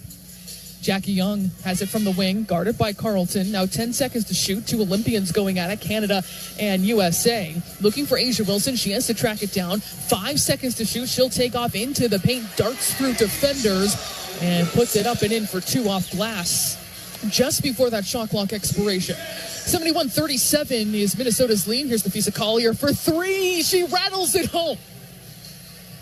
14 for 16 from 3. Minnesota continuing to creep up on what could be a WNBA record that currently stands in the regular season at 19. Wilson will kick it out. Smith thought about a 3. She'll put it on the deck, surrounded by multiple blue jerseys. She floats it up and in. 74-39 is Minnesota's lead. Another 3 on the way. That's no good. And that was McBride's first miss. She kind of clapped her hands. You know the kind of streak she was on, but she is now 8 for 9 shooting from long range. I think she'll take it. And here Chelsea Gray on a 3-point attempt has a wedgie. 6:56 to go, so we'll have a jump ball coming up here in just a moment. 74-39 is Minnesota's lead. And it's going to be a jump ball between Wilson and Collier. Collier in this game, 9 points, 4 of 8 shooting, 3 rebounds, 4 assists. She hasn't really had to have a starring role today. Won by the Aces. Jackie Young with the basketball now, loses it off her foot. 74-39 is Minnesota's lead, and a foul is going to go away from the basketball. That's going to be on Carlton. And that's just her first. Minnesota as a team from long range, 14 for 17 from the floor. They are shooting 75% as a squad. Nearing the midway point of this third quarter, Jackie Young trying to get free against Collier, drops it inside to A'ja Wilson, who extends and scoops with the finish. 74-41, Minnesota in complete control here on the road. Pick and roll between Williams and Collier. She's going to lose the basketball. Some contact as she got closer into the paint, and Vegas comes away with the basketball. And a foul's going to go on Alana Smith. She was trying to poke it away for the intended post-entry pass for Nalissa Smith. Thought she had the position there, or that the ball was loose at least, that she was able to jostle it free. So now Jessica Shepard's going to check in. That is 3 personal fouls on Alana Smith. No one else has more than 1. So Shepard also was magnificent in the first half. 14.7 rebounds, 6 of 6 shooting as the Aces turn it over. Or is there going to be a whistle? The foul is going to go on Las Vegas, actually. And the crowd has increasingly grown quieter here. You felt this sense in the first half, like they felt like they could really try and rally this team, but you see that kind of display, something that you might not ever see again in your lifetime. It's going to take the energy out. Here's McBride lining up for 3. She's missed back-to-back. Now 8 for 10 shooting from long range. The WNBA record individually for 3s in a game is 9. Done a couple of times, as McBride is going to hold up Nalissa Smith as she was being posted up against. 5:56 on the clock here in the third quarter. It's been a strong start, of course, for the Minnesota Lynx to start off this third quarter, but slow overall. It's just 8-7 here in the third frame after a barrage of all barrages offensively in the first half for the Minnesota Lynx, putting up 67 points. Pass inside to Kirsten Bell. She can't finish at the rim, and Minnesota comes away with the basketball. They are dominating, doubling up the Aces on the glass. Here's Bridget Carlton wide open for three. Not that time, and Minnesota certainly colder than they were in that first half. Slow scoring start for both these sides. In transition, here's Jackie Young off the dribble for three, no good. Both teams trying to find their rhythm right now. Courtney Williams keeping her head on a swivel. Met by Nalissa Smith. Now off the screen, they switch. Jackie Young on her now. And Collier and Nalissa Smith are tied up in the paint.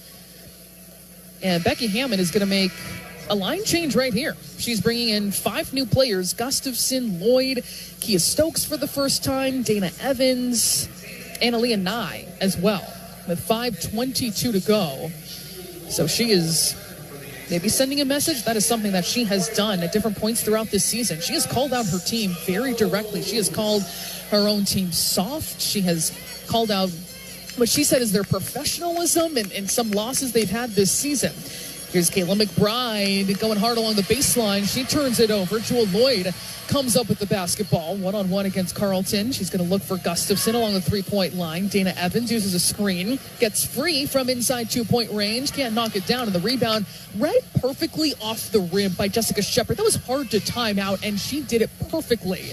McBride into the front court. Collier takes the dribble, hands it off to Williams. Sets a screen for Williams. Williams backtracks against Nye.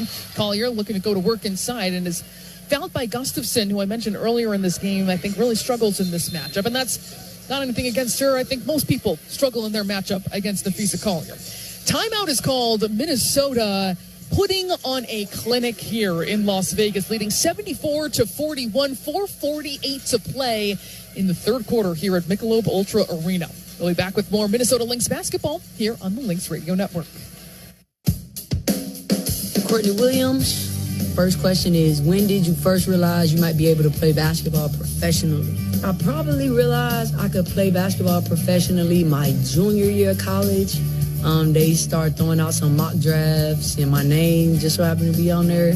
My coach told me, he was like, man, you might have a chance. So I was like, all right, let's get it popping.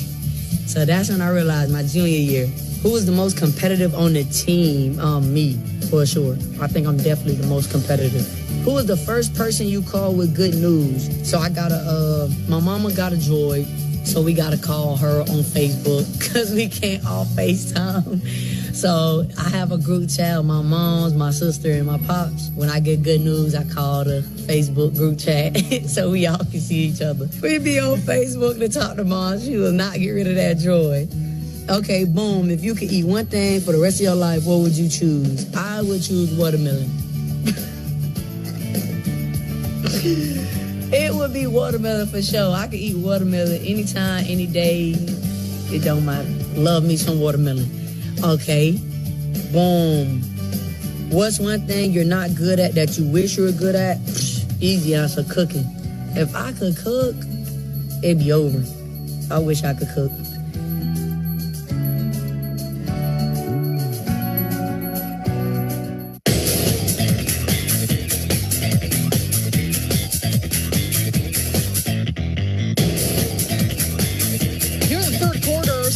With you in Las Vegas at Michelob Ultra Arena at the Mandalay Bay, where Minnesota continues to put it in cruise control here. They are leading the Las Vegas Aces 74-41. The Aces, who won WNBA championships in 2022 and 2023, are not that team right now. They are a 500 team, 14-13 this season. Neither of the previous matchups between these two teams have been close. Back in June, it was 76-62 at Target Center. And most recently, the Lynx scored a season-high 109 points in a 31-point victory against this Aces team. And it has been pure dominance yet again. And I think back to, I've mentioned it before, what head coach Becky Hammond said about her team after that last game. She said our defense was atrocious. That was the word that she used. And she said we have different players doing different things. They're not collectively running our scheme and our system. And not going to speak for coach, but it looks like that is what happened here again against the top offense in the WNBA and the top shooting team in the WNBA. As Nafisa Collier has 2 free throws here. Minnesota in the bonus. On the floor is Carlton, Collier, Williams, Shepard, and Heidemann. Minnesota has seen contributions across the board as Collier is good on the first. She's up to 10 points right now on 50% shooting, 3 rebounds, 4 assists. But the story today, Kayla McBride, 24 points. She started 8 for 8 shooting from 3 in this game. She has tied her career high with 8 3-pointers. That all came in the first half alone. Plus, she has 3 steals and 5 assists. Collier goes 2 for 2. It is a 76-41 lead as Becky Hammond recently made a line change, brought in all reserve players for her starters at this juncture. They are 1 for 11, make it 1 for 12 to start this third quarter. As Las Vegas Aces team, as Shepard goes behind the back, leaves it for Williams, the trailer in transition, who dumps it down into Shepard for an easy 2. Beautiful, dazzling offense by the Minnesota Lynx. It has been play after play after play. It has not gotten old. In fact, it's just gotten more fun along the way. Jessica Shepard with 16 points, 7 for 7 shooting with 9 rebounds in this game so far. As Gustafson in the paint throws it up awkwardly against Collier, and the rebound ripped down by Courtney Williams. She gets it over half court. Shepard swings it to the left side of the floor. Carlton facing up against Jewel Lloyd, a 2-time Olympian. Courtney Williams now calling for a screen. She's instead going to get it to Heidemann. They'll work it around the perimeter. Here's Collier for 3. That's no good. Minnesota certainly not as hot in this quarter as well. Before that timeout had been 3 of 8 shooting in this quarter. Missed a couple since. Jewel Lloyd trying to get free against Courtney Williams, who sticks with her every step of her dribble moves, is able to find Dana Evans for 3. That's no good. And then Gustafson delivers a foul against Shepard as she was going for that rebound. So free throws are coming up here.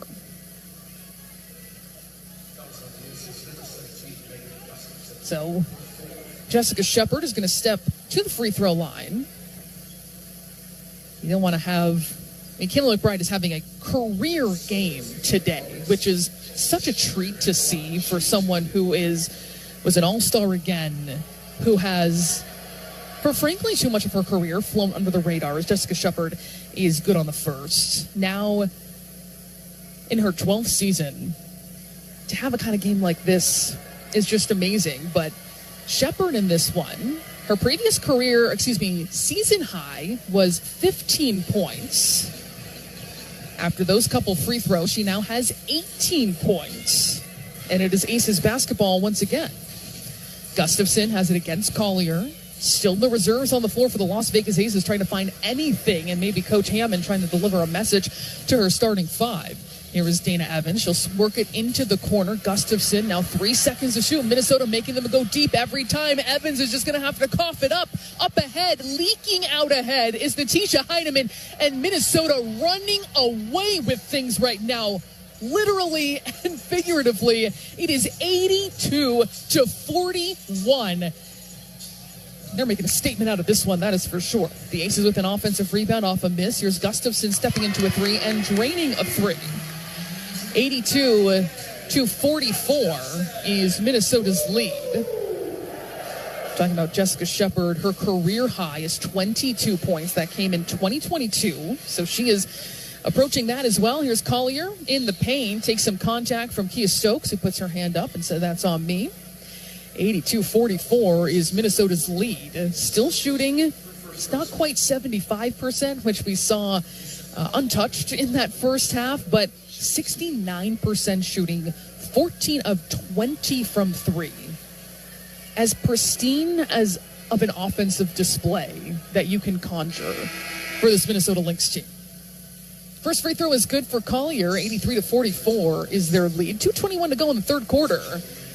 And for the first time in a Minnesota Lynx jersey, the brand new addition of Yvonne Anderson has checked into the game. The 35-year-old who last played in the WNBA in 2022, but has had a magnificent overseas career. She has won gold at Eurobasket, EuroLeague, the Turkish League as well. She has experience playing with both Fee and Kayla McBride and even Carly Samuelson and Bridget Carlton as well.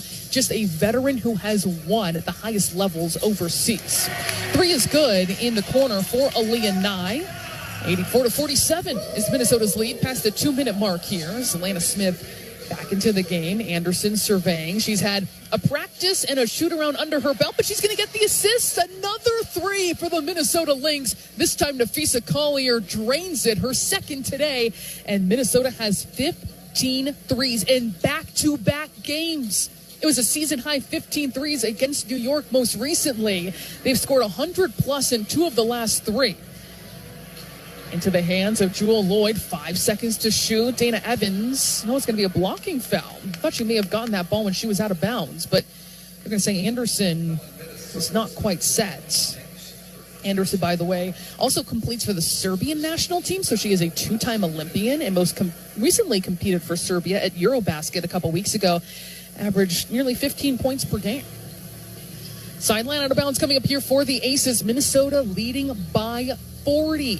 They've led by as many as 41 points. It has not been close since the early going. Jewell Loyd backing down against Heidemann, and she's going to take that size advantage right to the rim. 87-49, Minnesota still on top as Heidemann crosses over half court. Here's Collier facing up against Kia Stokes. 2 UConn Huskies going at it. She'll sneak along the baseline. Here's Heidemann for 3. No good that time. Offensive rebound, Alana Smith. Heidemann wants it right back for 3, and she cans it. Heidemann 2 for 2 from long range. That is 16 threes for the Minnesota Lynx. Minnesota forces a turnover on the other side. Nafisa Collier sprinting to the rim. Another easy lay-in. This feels like, I'm talking about Minnesota putting on a clinic in this one. This feels like going through a practice. They are getting everything they want at will. 16 threes in this game, a new season high for the Minnesota Lynx, and now 31 in the last 2 games combined. Off a miss, Minnesota off to the races again. Heidemann stepping through the Euro, doesn't go. Jessica Shepard was stripped at the rim. Now the shot clock is off, 20 seconds to go as Nye leaves it for Evans. Things out of sorts here. Nye wide open from 3 in the corner. That's no good, and the rebound to Smith. 10 seconds to play, and it looks like Coach Reeve is going to call a timeout here. I just saw, just getting to her feet right now is Nafisa Collier. Did catch my eye in the moment. And she is slow to get on her feet. She just got on her feet as the Las Vegas Aces are also coming and trying to protect the view of her.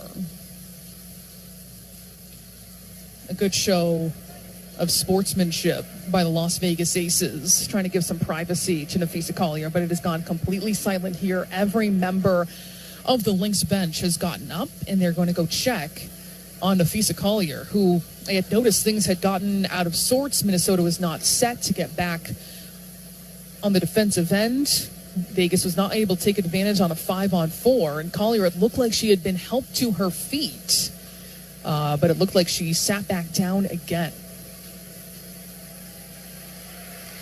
Nope, now she's back up.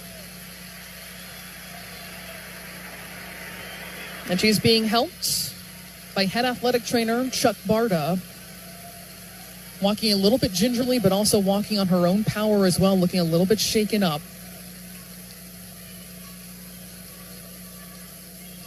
It looks like she might be showing some emotion as well.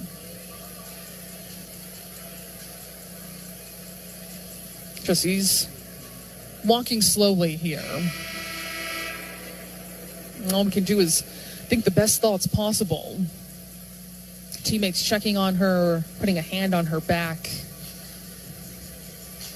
And Collier going to go off with Barta here and leave the court. She's not going to the end of the bench, but hearing the applause here from the Aces fans. So she's not putting much weight or much pressure on Barta, but just walking slowly, and maybe she just got shaken up on that play. So we'll keep you up to date, of course, if there is any official update to come in this contest. But it's unfortunate to see the leading MVP candidate obviously helped off the floor when the game is out of hand, but when it was also just such a fun and potentially historic game by the Minnesota Lynx. Laurie Kosu is going to check in. Final 10 seconds of this third quarter. Anderson getting some playing time here. Her first in a Minnesota Lynx uniform as Heidemann will sprint to the rim. Was blocked from behind. Now 0.4 of a second to go. Trying to say that she was fouled on that play. 92-49 is Minnesota's lead. Heidemann tries to lob it. It was blocked, or rather tipped away, and that's going to be the end of the third quarter.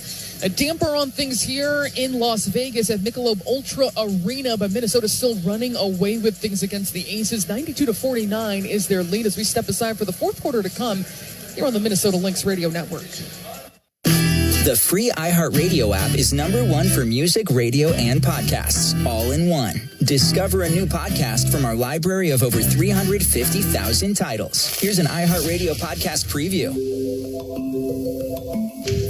Peter Bogdanovich is a man of many Peter Bogdanovich burst upon the film. Bogdanovich is best known as a director of films like The Last. Peter Bogdanovich helped change the way movies were made, starting with his first hit in 1971, The Last Picture Show. Thought you might want to go to the picture show. Yeah, might as well go. At age 31, he became one of the hottest directors in Hollywood. All his life, he's wanted to make movies, and he did. His self-confidence.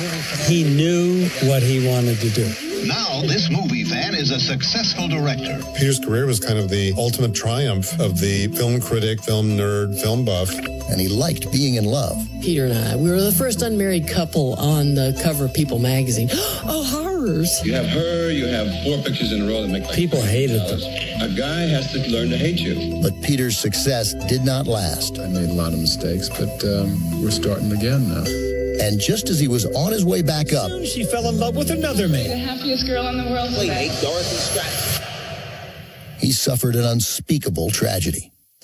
Playboy magazine's 1980 Playmate of the Year has been found shot to death. And finally, the phone rings. I answered it. It was Hefner. He said 2 words. Dorothy's dead.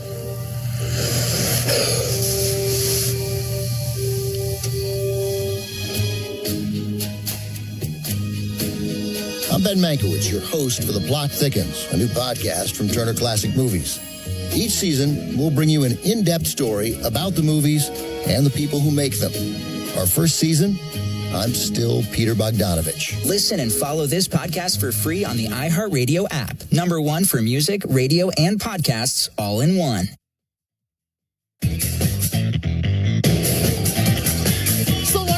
You here in Las Vegas at Michelob Ultra Arena at the Mandalay Bay, and Minnesota is on track still to potentially set records, both franchise and WNBA records at this point. We head to the fourth quarter with the Lynx leading 92-49, but it's hard to not feel a sense of deflation right now because Napheesa Collier just walked very gingerly with the help of the head athletic trainer Chuck Barta off the court here at Michelob Ultra Arena.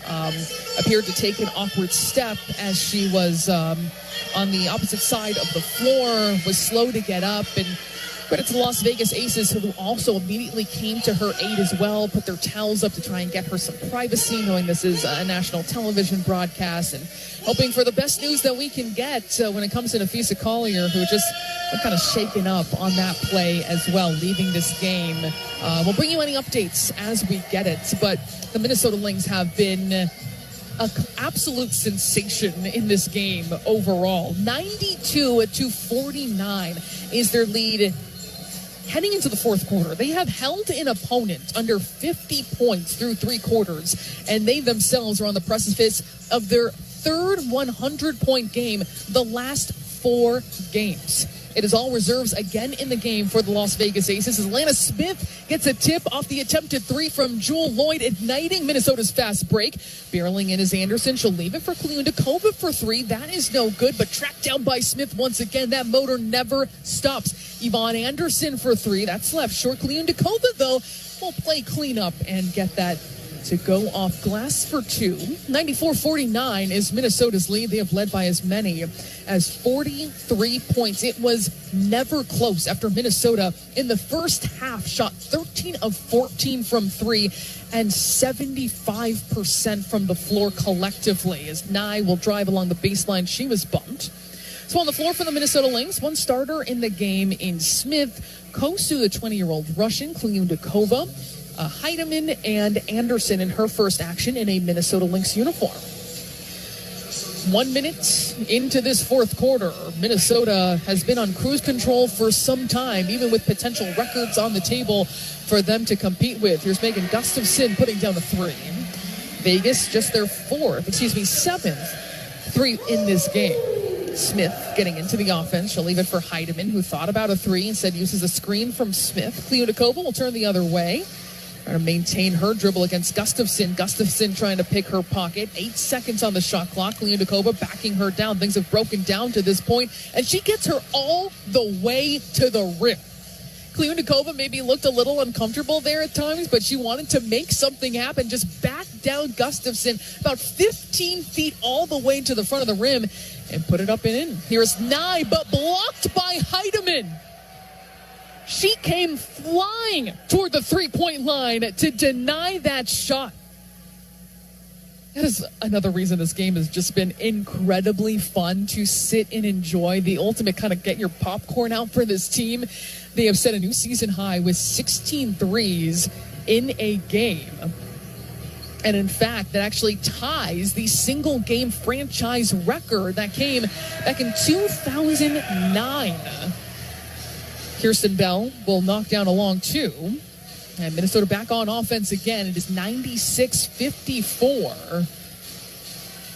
Kliunikova was looking inside. Smith directing traffic, leaves it for Anderson, gets it back from Anderson. She puts up a three. That's no good. Kliunikova, offensive rebound, the putback she can't connect on, and another chance. Alana Smith, as Heidemann goes behind the back, she's just toying with Megan Gustafson. She's going to take her time here, though. Looking for a mismatch potentially as Kliunikova hands it off to Anderson. Anderson, the mid-range, just bounces out, and the rebound ripped down by Kia Stokes. Aaliyah Nye in transition, thought about a three and said she'll take off toward the paint. Here is Bell launching a three. That's no good. This guy in for that rebound is Kliunikova. 7:25 to play. Minnesota just has to cruise to make this one official. 96-54. They had 69 points at halftime, which was, of course, a season high. Their previous was 58. So a significant season high. Kliunikova is going to be called for an offensive foul on the other side. It is Aces basketball. So we've been watching Kayla McBride 1-3 shy of the all-time single-game three-point record in WNBA history. That's done a couple of times. The number, as I mentioned, is 9, as Megan Gustafson, no good from three. It's been done 5 times. Kelsey Mitchell, Jewel Lloyd, Arike Egumbawale, and Ryan Howard have all hit 9 in a game. Howard most recently, as Minnesota will score on the other side, adding to their point total here.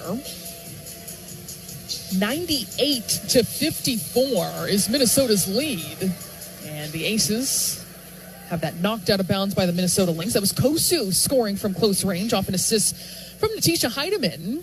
So Anderson's the only one who's gotten into the game who has not scored. She's 0 for 2 in 6 minutes. Her first time back in the WNBA since 2022. So it looks like Kayla McBride will come just short of being the 5th player in WNBA history to hit 9 threes in a game. But she started 8 of 8 as Dana Evans, no good from 3. Gustafson and Kliunikova battling for the rebound. It will be a jump ball. We also had been watching today to see if Minnesota could threaten the all-time single-game three-point record, which has been set twice this season by the New York Liberty, matching themselves at 19. If you look at playoffs as well, that includes the Las Vegas Aces, who knocked down 23 threes in a playoff game back on August 20th, 2022 against the Phoenix Mercury. Minnesota at this point right now has 16, but that has tied the franchise single game record. So we're still watching history. Off the jump ball, Heidemann just saves it from going out of bounds, but she's going to turn it over, upset at herself that she couldn't quite slow herself down along the baseline and threw it right to a Las Vegas Ace. Here is Kirsten Bell with some fancy dribbling. Can't get the three to fall. The Aces shooting under 36% in this game. As much as we talk about the offense, with Minnesota putting up 98 points with 6 minutes to play, the defense has been equally, and I mean equally, extraordinary. Foul is going to go on the Aces as Anderson was trying to get her way inside. Timeout is going to be called on the floor. 5:57 to play. Minnesota in complete control that they have had for quite some time and have yet to relinquish it. It's 98-54. Almost the close of this game here in Las Vegas. Stick with us on the Minnesota Lynx Radio Network. At Mayo Clinic, we're detecting the undetectable. Using advanced AI technology, our experts can accurately detect signals in the human voice that are indicators of coronary artery disease. We're making more possible at Mayo Clinic because every day we're doing what's never been done. Learn more at mayoclinic.org/possible. Mayo Clinic, you know where to go. Looking to shoot your shot and score big, all while giving back to your community? Pilot Games is bringing entertainment with exciting electronic pull tabs to bars and restaurants across Minnesota. Every play is a shot at a jackpot and an assist to a local charity. It's entertainment with a purpose. So next time you're out, look for Pilot Games. Big wins, local impact, nothing but net. Learn more at pilotgames.com.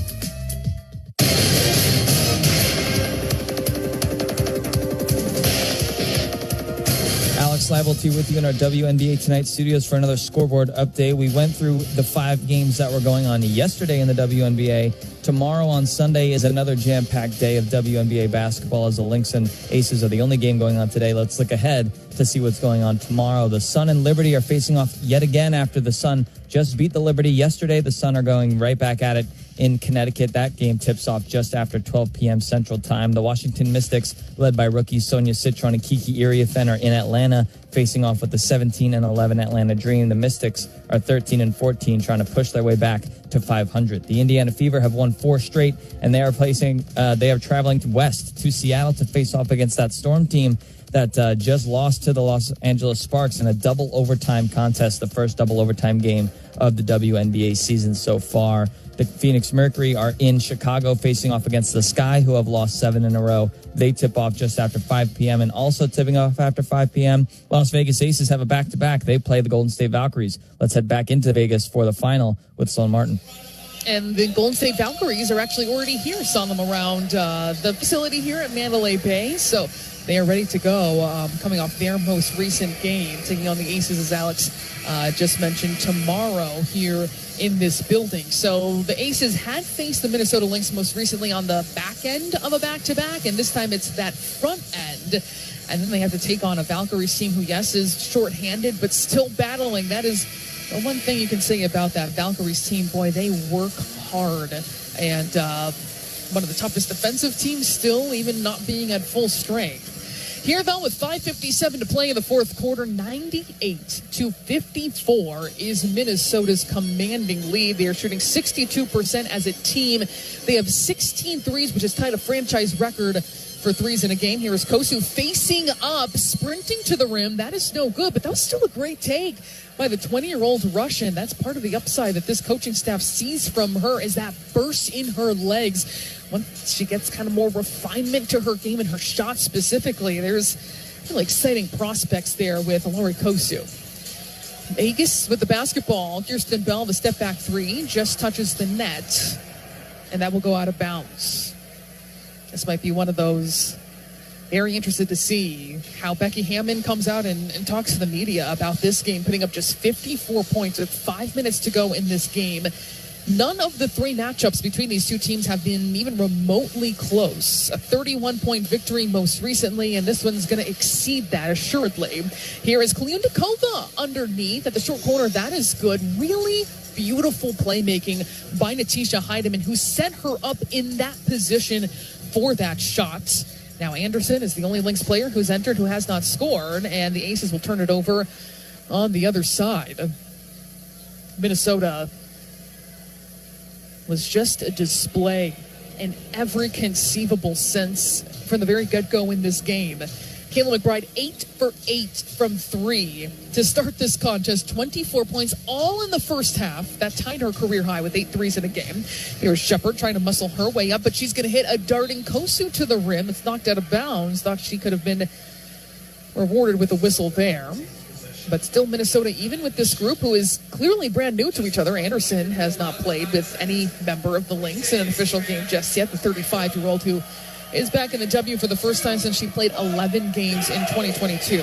Here's Kosu, baseline out of bounds, decides against putting it up. Here is Anderson weaving her way into the paint, and that's no good. Anderson 0 for 3. One of those where you really want to cap off getting everybody on the board. Minnesota up to 100 points, though. 100-54 is their lead. They have reached 100 points in 3 of the last 4 games. They put up, in fact, 109 points against this Aces team at Target Center just a few days ago. Foul is going to go on Kosu on this other side. Sideline out of bounds coming up here for the Aces. Lynx basketball is brought to you by Treasure Island Resort and Casino, the exclusive casino partner of the Minnesota Lynx. 4:14 to play. Kirsten Bell thought about a step-back 3, and Vegas shooting just 35% from the floor. Here's Gustafson, an awkward shot. Minnesota has taken Vegas out of anything and everything. Heidemann, really nice crossover. She gets into the paint, toying with the defense, and gets the floater to drop. That's the thing about this game, too. Minnesota deserves all the credit for the numbers they've put up in this game, but they have not faced resistance in this one against the Aces. As Anderson fouls Dana Evans, it's going to stay Aces basketball. Lynx basketball is brought to you by U.S. Bank. U.S. Bank is proud to be the official bank of the Minnesota Lynx. So sideline out of bounds coming up here for Kirsten Bell, guarded by Kosu. 102-54 is Minnesota's commanding lead, to put it at the least. The step back by Evans, she decides against it, and she'll throw it away instead. Coming up with the loose ball is Kosu, almost stolen by Nye at half court. That's going to open up Heidemann, who hits a cutting Shepard, but it was poked away. Kosu battling for it, and it's going to be a kick ball instead. Another bit of, well, not quite history here for the Minnesota Lynx, but the fewest points that they have allowed in a game this season also belongs to the Las Vegas Aces, when they allowed just 62 points back on June 17th. They have 54 right now, as Evans is fouled on the jump shot attempt. And it already feels like we can start looking ahead to the Seattle Storm, one of just 5 teams who have beaten the WNBA this season. That'll be coming up in just a couple short days from Climate Pledge Arena. The Lynx going to Seattle right after this game, as Evans no good on the second. And Minnesota leads 102-55 with 3:10 to play. I was thinking about Seattle because the most points Minnesota has surrendered in a season to an opponent came against the Seattle Storm. 94 points back on June 11th. Meanwhile, Maria Klyundikova with a really crafty post move. Used a little shoulder shake, every bit of that pivot, and she's able to finish inside. Minnesota gets the steal. It's a 2-on-1 behind the back pass. Shepard to Heidemann, and Minnesota continues to stomp on their opponent on their home floor. My goodness, it has not been enough to just have this kind of number in their favor, as the 3 is good from Kia Stokes. They've had to make it flashy and flaunt how much they are winning this game by, and we get to enjoy it by watching those kind of plays. Here's a Laurie Kosu getting her way to the rim, can't connect on a hard take. Minnesota leads 106-58 with 2 minutes to go. Backdoor cut to Nye, that bounces away from her. Heidemann providing the defense now 2 minutes on the clock. Evans tries to take up to the rim, and a timeout is called on the floor. 1:57 to play. It is 106-54, Minnesota on top here at Michelob Ultra Arena. We'll have the finish when we come back here on the Minnesota Lynx Radio Network. The free iHeartRadio app is #1 for music, radio, and podcasts, all in one. Discover a new podcast from our library of over 350,000 titles. Here's an iHeartRadio podcast preview. I'm Mark Murphy. I'm a chef, restaurateur, and all-around curious guy with a true interest in all things food. I've been cooking for over 30 years. I've worked in and owned a number of restaurants, but my experience as a judge on Food Network's Chopped for the past 10 years has really piqued my curiosity in the food culture. I believe there's a story behind every meal, a story behind every person who makes it, a story behind each ingredient used, and I want to know everything I can about it, and that's why we're here. My new podcast, Food 360, will take an all-encompassing look at the world of food, bringing history, science, and culture to the table. You'll get behind-the-scenes stories from my friends in the industry and dig into why we eat the way we do. I always say the restaurants are like nuclear particles. After 5 years, they start losing their mojo, and you have to re-energize them. Being a restaurant worker, being a chef, is the biggest privilege of my life. To be able to do that all over the world, it's hard, but it's also one of the things that actually gets me up in the morning. Truthfully, I'm able to separate, for the most part, my personal likes and dislikes from if a dish is successful in its preparation and judge if it has merit. And I think a lot of it also comes from the chef's intention. The most important thing for me is not my writing ego. It's getting people to cook delicious food. Be sure to subscribe to Food 360 on the iHeartRadio app.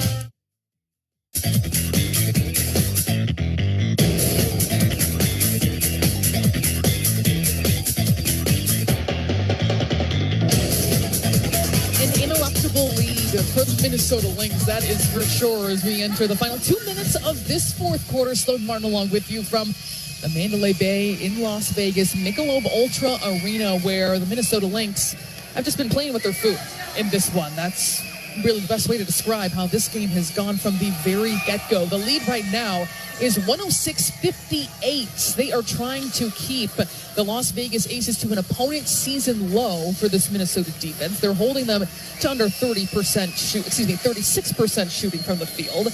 But this is the kind of box score that you just marvel at and remember where you were, where you experienced this game. Because you have Kayla McBride, who had 24 points on 8 for 8 shooting from long range in the first half alone. Jessica Shepard, 18 points, 12 rebounds, 7 of 8 shooting. Minnesota down to shooting, down in quotes, 60% as a team. They have tied a franchise single-game record with 16 threes in a game. They have knocked down 31 the past 2 games. They are out-rebounding the Las Vegas Aces 41-22. It has been pure and absolute dominance from the very beginning of this game. Asia Wilson, just 10 points, only played 5 minutes in that fourth quarter until all 5 starters were pulled pretty abruptly by Becky Hammon, who I'm sure is going to have some pretty strong words to share with the media after this game. 106-58 is Minnesota's lead. Here's Dana Evans launching from the mid-range. That is no good, and the rebound taken by Jessica Shepard, but can't ignore another major headline in this game, too, and that's Nafisa Collier leaving the game with help from head athletic trainer Chuck Barta. What appeared to be a foot injury. Still no official updates.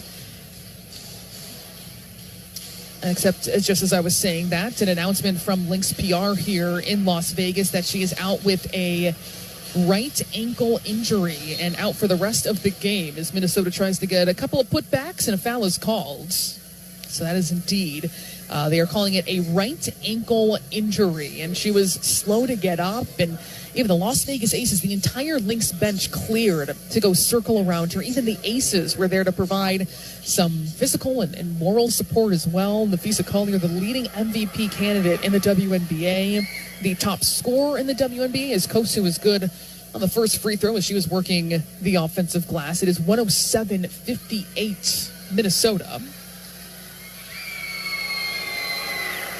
But that is the update that we have at this time. We'll see how things go at the game in a couple of days in Seattle. A team that's been quite up and down since Minnesota last saw them. Now 1:15 to go, and the Aces with the basketball. Minnesota leading 108-58. Nye getting to the rim. There's 4 seconds left. Bell can't get free against Kosu. Gustafson just has to heave, and it's going to be a shot clock violation. McBride on her feet applauding that defensive effort. Lynx basketball is brought to you by U.S. Bank. U.S. Bank is proud to be the official bank of the Minnesota Lynx. So Kliunikova will take it out. Under a minute to play. As Heidemann gets it over half court, Minnesota gets 44 bench points today, 29 fast break points. The fast break points as Heidemann drains a 3 and deposits another. That is a new franchise single game record, 17 triples.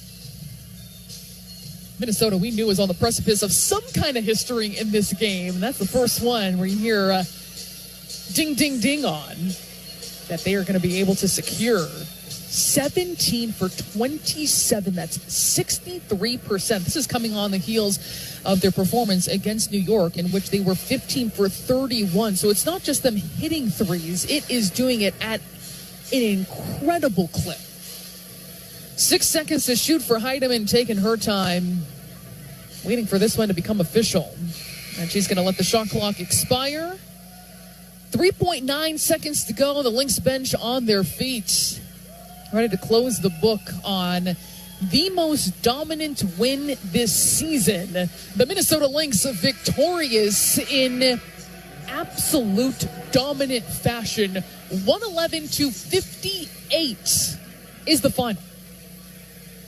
That is, of course, the largest win this season. Minnesota led by as many as 53 points against a team that is in the hunt for the playoffs. The Las Vegas Aces just played themselves into that 7th place spot in the WNBA standings. So this is, you don't expect to see this kind of score against any opponent in the WNBA, let alone one that is in that position, that has multiple Olympians on this team and future Hall of Famers on this team too. Just one of the all-time great games, certainly for this season, maybe for these certain Lynx players as well. Maybe for this W season overall, it was really a marvel to take in. 111-58. That, of course, is a new season high for this Minnesota Lynx team, who the last 2 times they have played Vegas have put up 109 and 111 points respectively. All right, we're going to step aside and take a break. Plenty more coming your way. To relive what happened here, to take it all in one more time as Minnesota improves to 24-5 this season. We'll talk about how it went down and look ahead as well with our postgame show coming up next year on the Lynx Radio Network. Maybe we'll hear from Coach Reeve in her postgame press conference as well from here at Michelob Ultra Arena. Plenty more coming your way, so don't go anywhere. You're on the Minnesota Lynx Radio Network. The free iHeartRadio app is #1 for music, radio, and podcasts, all in one. Discover a new podcast from our library of over 350,000 titles. Here's an iHeartRadio podcast preview. Yeah, the devil's come to take me. Can I help you? Yes, I need to have an officer call me. My daughter is missing. On July 24th, 2016, 23-year-old Kaylee Sawyer vanished from her small Oregon town. It had to be something reasonable. It didn't even cross my mind that there was anything other than just something explainable. But the story of who killed her and how takes wild twists and turns. Like, I killed a woman. A second woman kidnapped. And then that's when he just started basically yelling at me to start driving. He's like, I need to get out of here. He's like, I just killed somebody. A dramatic carjacking. I yelled for help, and he said, I'll shoot you, and I yelled for help again, and he shot me. A high-speed police chase and a murderer's disturbing urge to kill. Do you think he would have become a serial killer had he had the chance? I think so. It just baffles me that somebody can just take someone's life. The most evil person you've ever met. How can it be us? Urge to Kill, a new podcast from KGW News and Vault Studios. Listen and follow this podcast for free on the iHeartRadio app. #1 for music, radio, and podcasts, all in one.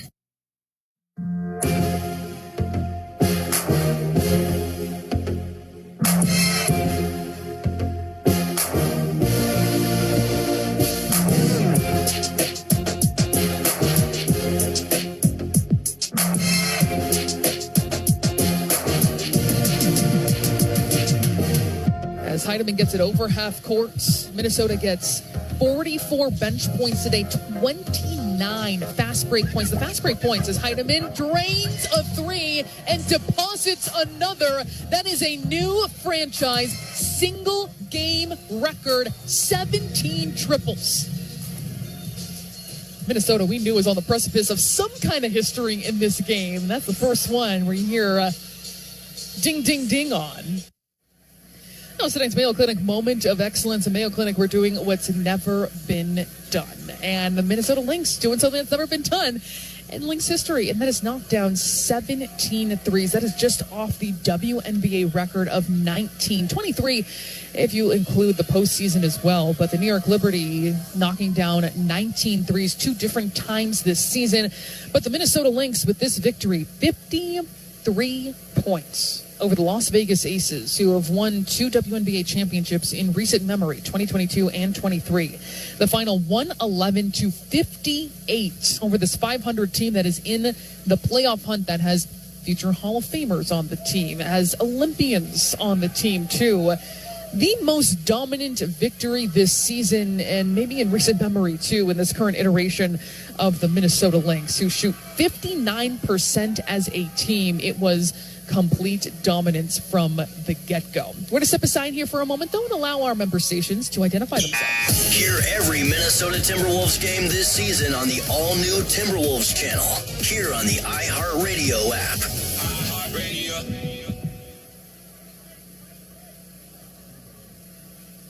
Sloan Martin back with you here from Michelob Ultra Arena in Las Vegas, Nevada, where the Minnesota Lynx pick up a 53-point win. They are 3-0 against the Las Vegas Aces for the season. The previous matchup included a 31-point victory. Minnesota just knows how to get under the skin of this team to a great degree. The final again here is 111 that Minnesota Lynx offense putting up against the Las Vegas Aces, who have now scored a high in the WNBA this season. And they also hold the Las Vegas Aces just 58 points. That is an opponent season low for the Minnesota Lynx. So we take a look, going back to the first quarter, where the Minnesota Lynx put up 35 points. That tied their season high for any quarter this season. They started 14 of 19 from the floor, 6 of 7 shooting from three-point range. And that's what I mean.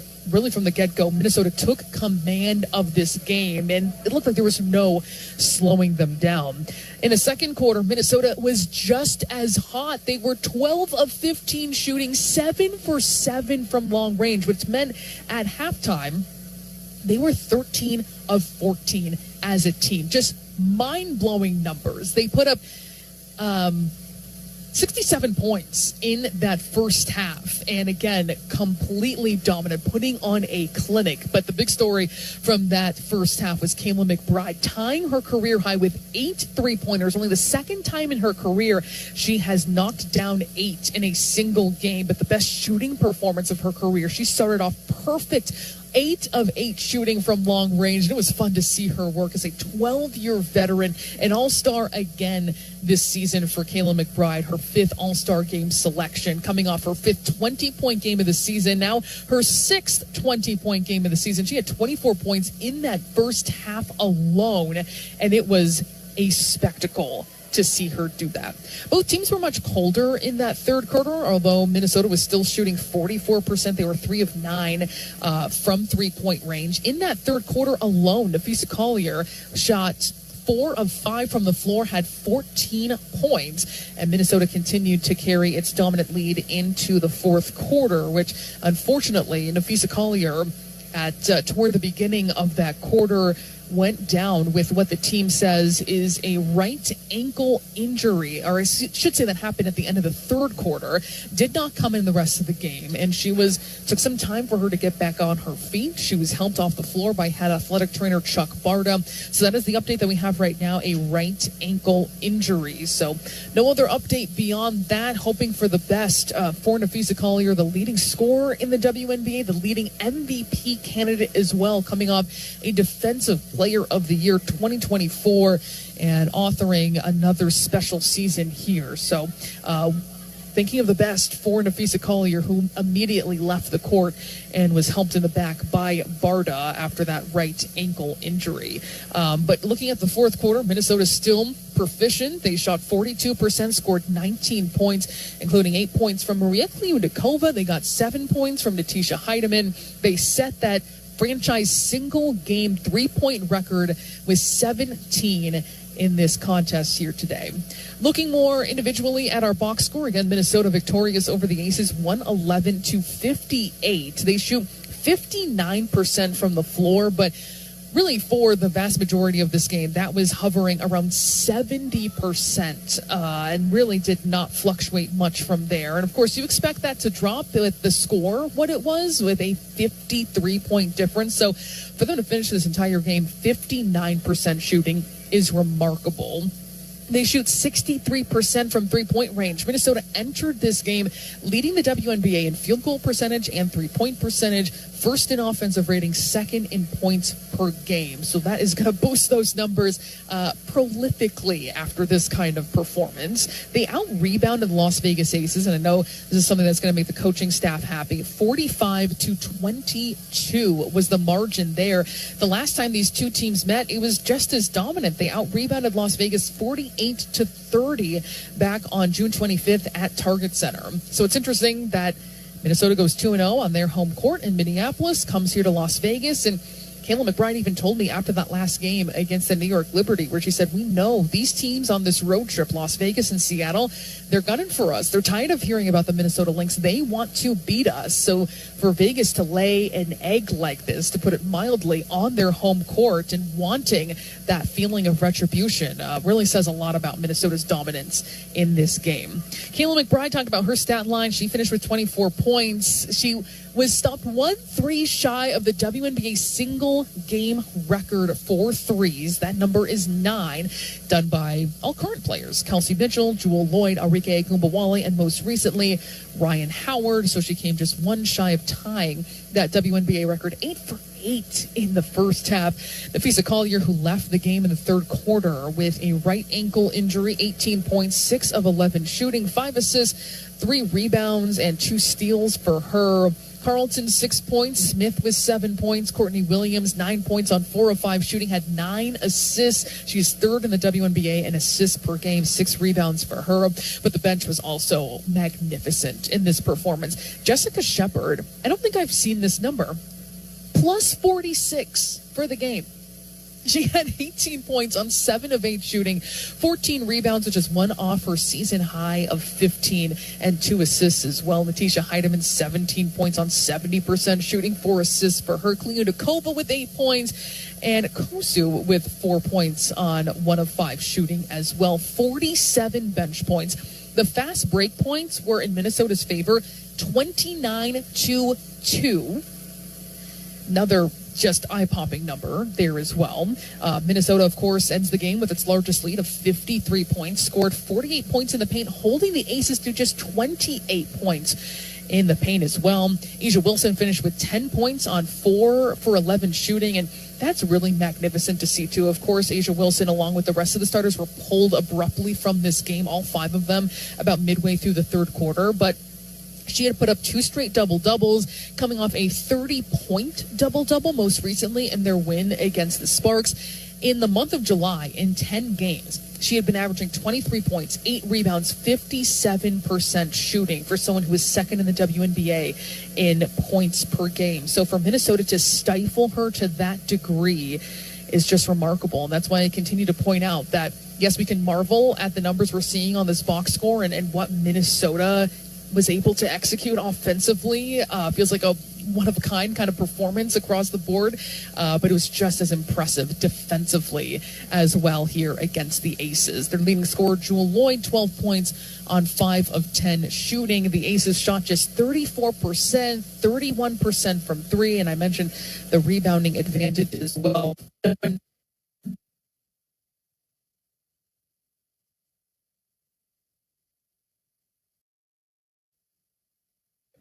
Little technical difficulty there. It sounds like we have lost Sloan Martin there in Las Vegas for just a sec. We'll try and get you reconnected to her for the rest of this post-game show. But as she was saying, the Lynx with an utter dominant victory here, 52-point margin of victory for the Lynx as they just were all over in that first half. And Minnesota with the dominant performance. They got production all around the bench, but you heard that all from Sloan Martin. We're going to take a step aside for a quick break.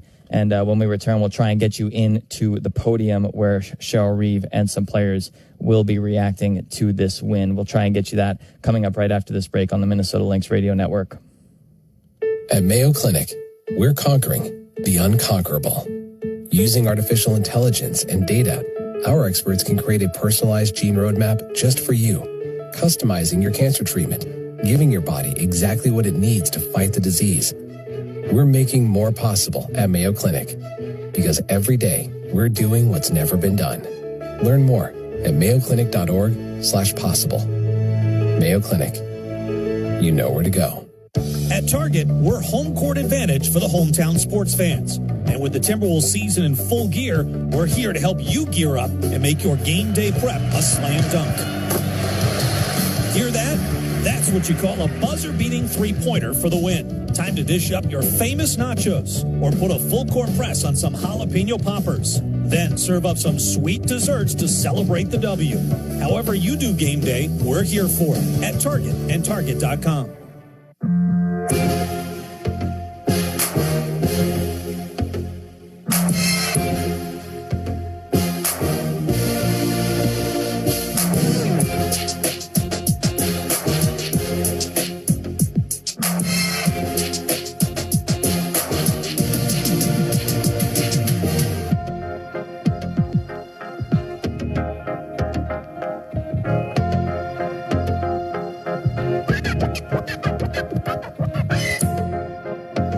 Young putting up a three. That's no good.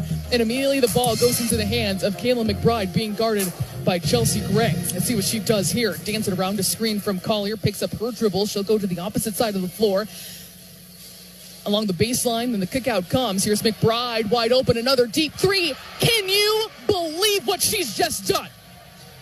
8 for 8 shooting in the first half. We have maybe never, ever seen a performance like this. 24 points, perfect on 8 shots from long range.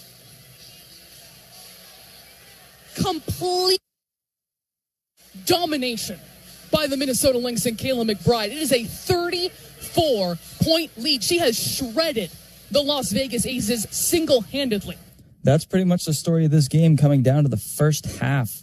Minnesota up by 34 after 20 minutes of play, thanks to Kayla McBride's onslaught of three-point shooting. She set a WNBA record for the most three-pointers in a first half without missing a shot, 8 for 8 in that first half. She didn't end up scoring any more points, period, in that second half, but when you're up by that much, you didn't really need it from Kayla McBride. As we welcome you into the WNBA Tonight studios for the rest of this post-game show, Alex Leibold here with you. We did lose connection with Sloan Martin in Las Vegas, so unfortunately we will not be hearing from Sloan for the rest of the evening, but we will try and get you back into Vegas, into the podium, where we are expecting to hear from head coach Cheryl Reeve, along with some Lynx players. But as of right now, let's just dive into some of those box score anomalies that Sloan Martin was talking about earlier. Jessica Shepard was dominant in this contest. Alana Smith only played 15 minutes. That's just because Jessica Shepard was so efficient in this contest. She had 18 points. 14 of them came in the first half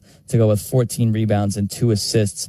A solid double-double for Jessica Shepard. She has been in some form lately, along with Natisha Heidemann, who had 17 points and 4 assists. She did have that three-pointer to mark 17 three-pointers made for the Lynx today, a new franchise record for a single game. They had 15 in last contest on Wednesday against the Liberty. Follow that up with 17 in this one. They are just firing on all cylinders these past 4 games, 3 100-point games in the last 4 contests. This one, 111-58, the final score. The Lynx win by 52 points. It's the largest margin of victory by any road team in WNBA history, largest margin of victory by any team, period, this season. The previous high was 48. This is the most points any team has scored this season. The Lynx had just matched that record in their last contest against the Liberty with 109. They beat that with 111, and it's the second largest margin of victory in Lynx franchise history. You'd have to look back to 2017 on August 18th, where the Lynx beat the Fever 111-52, and that 2017 team was pretty good, if I do remember correctly. And it's just the only 2 games in the history of the league where a team has won by 50 or more points. So the Lynx hold that record as the only team to win by 50 or more points. Nafisa Collier, unfortunately, going down with that right ankle injury that Sloan mentioned. She finishes the game with 18 points. 14 of those came in the third quarter as the Lynx were really running away with it there in the third frame. They had already ran away with it in the second frame, leading by 34 after 20 minutes. They finished the game 42 of 71, 59% from the field, had 32 assists on their 42 made field goals, and 17 of those shots three-pointers, 17 of 27. After the first half, they were 13 of 14 from three-point range, 7 for 7 in the second quarter, 6 of 7 in the first, behind Kayla McBride's 8 for 8 shooting from beyond the arc in that first 20 minutes of play. Courtney Williams finishes with 9 points and 9 rebounds. This was a contest that really didn't see the starting five for the entirety of that fourth quarter because they want to give those players a well-deserved rest. Bridget Carlton had 6 points, 4 rebounds, 2 assists on 2 of 4 shooting. We will hope to get an update soon on Nafisa Collier. She did injure that right ankle, but she is out for the rest of the game. We will hopefully hear from Cheryl Reeve on that. The Lynx were all over this contest. They had 10 offensive rebounds. They out-rebounded the Aces 45-22. They really, this is the second straight contest that the Aces and Lynx, between these two teams, where the Lynx were all over the glass on the offensive and defensive ends. In that 109-78 win over the Aces just 8 days ago, the Lynx out-rebounded 48-30 to the Aces, and 12 of those being offensive rebounds for Minnesota. And today they did just about the same. They had 10 offensive rebounds to the Aces 4. Lynx get 47 points from their bench, thanks in large part to 35 combined from Jessica Shepard and Natisha Heidemann. And it was really just an all-around dominant performance from the jump. The Aces started this contest going up 2-0, and then the Lynx scored 8 straight points, and they did not let the lead go from that point on. Courtney Williams' 9 assists led to 23 points for the Minnesota Lynx. Kayla McBride was second on the team, tied with Nafisa Collier. They both had 5 assists. Fee's 5 assists. 4 of those were 3-pointers to lead to 14 points. And that just goes to show how dominant Nafisa Collier is on the ball. She can drag defenders towards her, and that opens up lanes and opens up passing to the outside beyond the arc for 3-pointers. And that's exactly what we saw here today. Jessica Shepard, a plus 46 is the game high. They held Asia Wilson to just 10 points, although she sat out for much of that second half. The Las Vegas Aces coach pulled their starters about halfway through that third quarter, waving the white flag early on in this one. The Lynx win by 53 in this contest, or 53. Check that. 111-58, the largest margin of victory by any team this season. Just the second game in WNBA history where the winning team wins by 50 or more points. First time that it's been done by a road team. That's going to do it for us here in the WNBA Tonight studios. For our play-by-play commentator, Sloan Martin, studio coordinator Ben Haney, doing great work finding statistics and around the league update information for you. My name is Alex Leibelt, your studio host, signing off here. Actually, before we sign off, let's talk about the next opponent. Better catch that one. Seattle Storm is going to be the next opponent for the Minnesota Lynx. They play on Tuesday at 9 p.m. Central Time. It's going to be in Seattle, so a late night contest on Tuesday. This is a Seattle Storm team that's coming off of a double overtime loss, the longest game of the WNBA season so far. They fall 108-106 to the Los Angeles Sparks last night. That was a contest that Seattle Storm head coach had some choice words for the officiating after that contest. And we'll see how the league and the Storm respond to that loss after some choice words from that Seattle Storm coach. The Storm are 7-7 in their last 14 games, so they're having trouble finding momentum. Maybe there's a bit of frustration to go along with that. But the Storm and the Lynx have already faced each other twice this season. The Storm won the contest in Seattle. The Lynx won the contest in Minnesota. That last contest on June 11th in Seattle, the Storm came out 94-14 as the Lynx led for much of that contest.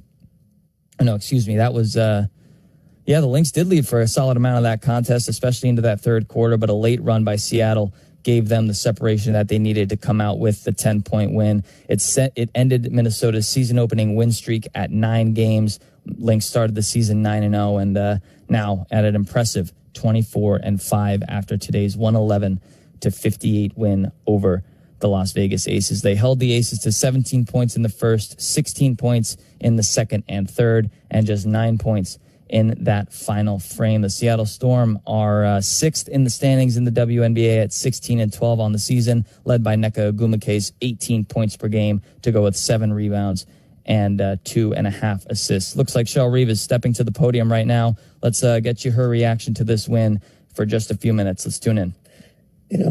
Tomorrow, or whatever chance we get, we'll continue to evaluate and examine images, all that good stuff. Without Cheryl, obviously, you're off till Tuesday, which is good for her. Will she fly back to Minneapolis for imaging? It's just way too early. We don't at this point in time. I don't know exactly what's happening. Okay. Yeah.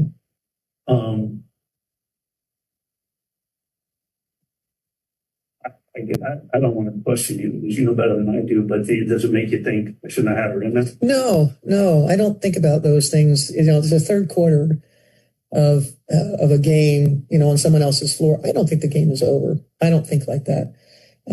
She had a sub, there, and she wasn't going to play in the fourth quarter. Sometimes these things happen, and I get it. People are going to rail on me, and that's part of sitting in the seat that I'm sitting in. But we did what we think was right, and sometimes these things happen, and unfortunate, and hopefully she'll be okay. Yeah. Hey, Coach, congratulations on the win. Thank you. Can you just talk about kind of the game plan that you came in with and largest win in WNBA history, I'm being told. So quite an accomplishment. I don't know about that necessarily, but, obviously the game plan was to be ready for a team that, had been spending days preparing for us. And we were trying to anticipate what it was going to look like, what was the coverage is going to be. We were locked in on our execution. And, honestly, it was, making shots. Obviously, Mac was terrific, getting her opportunities. I thought we were terrific after a defensive rebound. And, it's been our identity. And so, we really got that done today and some of the things that we've been working on. So we played great. I don't, that was the game plan, right? Like, try to play great because that's what it was going to take to beat these guys. And that we were able in the first half to find that success and really, just found our footing early and they were pretty confident. And then last one for me, Diamond Miller didn't log any minutes tonight, coach's decision. Was that just kind of a preventative thing, injury related, or what are your thoughts? It was one of those games that we, didn't get a chance to, we don't get to see Ola very often and, playing court and tee together and some Ola minutes. That was unfortunate, but that was our mindset. Thanks, Coach. You're welcome. Go to Caius soon. Hi, Coach. I wanted to ask you about the switching in particular. Heading into this game anyway, the Lynx were the most efficient offense against switches or the second best offense against switches and the best defense when switching. Just kind of what goes into being that effective on both ends with switching in particular? We work a lot on pick and roll reads and then obviously pick and roll defense. It's what our lives, kind of revolve around. And so we've evolved in that space offensively. We spent a lot of time, a lot of conversations around how we want to attack those things and really anything that a team throws at us, we'd like to think that we're able to counter it. But in this case, you're asking about, playing versus the switches, getting in and out of screens quickly. I thought we grew during the game in that we started kind of, the initial switches were kind of slow and we're trying to back a mismatch down. Well, that's what Vegas wants you to do. They wanted to, to put the ball in the block so they can go double team you. And we wanted to stay out of that. And so we were really mindful of that early on in the game, keep the ball hopping. Defensively, we've been good all season long. Overall defense and our helping and scrambling, et cetera. The switching, I think, is about, point of the screen, your point of attack, how you approach. We don't want to do anything soft. We want to sort of establish the dictating in that space. And I don't know if that was a big factor today or not. But there are some matchups that we like in the switching. Some of the data that you were talking about. We have a lot available to us now, which is great in Second Spectrum and sort of identifying those spaces where switching could be beneficial to us. You heard Coach Cheryl Reeve speaking there about Napheesa Collier's ankle injury that she suffered in the third quarter. Still too early to tell how serious it is. She will receive testing in the coming days. But the Lynx come out with the win, 111-58, a 53-point margin of victory. The second largest margin of victory in WNBA history, only behind the Lynx back in 2017, beating the Fever 111-52. That's going to do it for us here officially in the WNBA Tonight studios. For our play-by-play commentator, Sloan Martin, studio coordinator, Ben Haney, I am Alex Leibold signing off for now. We will talk to you on Tuesday night, when the Lynx prepare for the Seattle Storm. Tip-off for that contest is right at 9 p.m. Central Time. 8:45 Central Time is the tip-off show. We will talk to you then to get you ready for that contest right here on the Minnesota Lynx Radio Network. Find your iHeartRadio everywhere.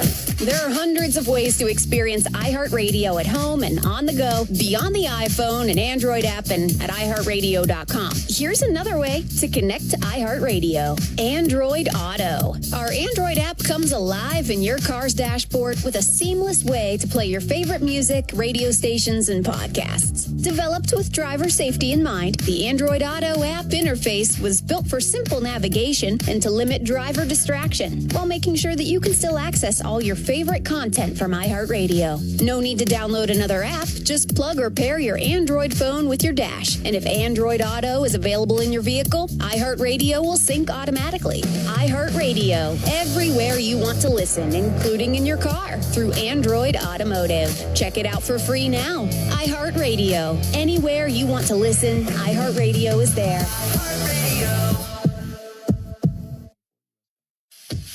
You've been listening to Lynx Basketball, brought to you by U.S. Bank, an official partner of the Minnesota Lynx, equal housing lender, member FDIC, and by Mayo Clinic. You know where to go. This has been a presentation of the Lynx Radio Network.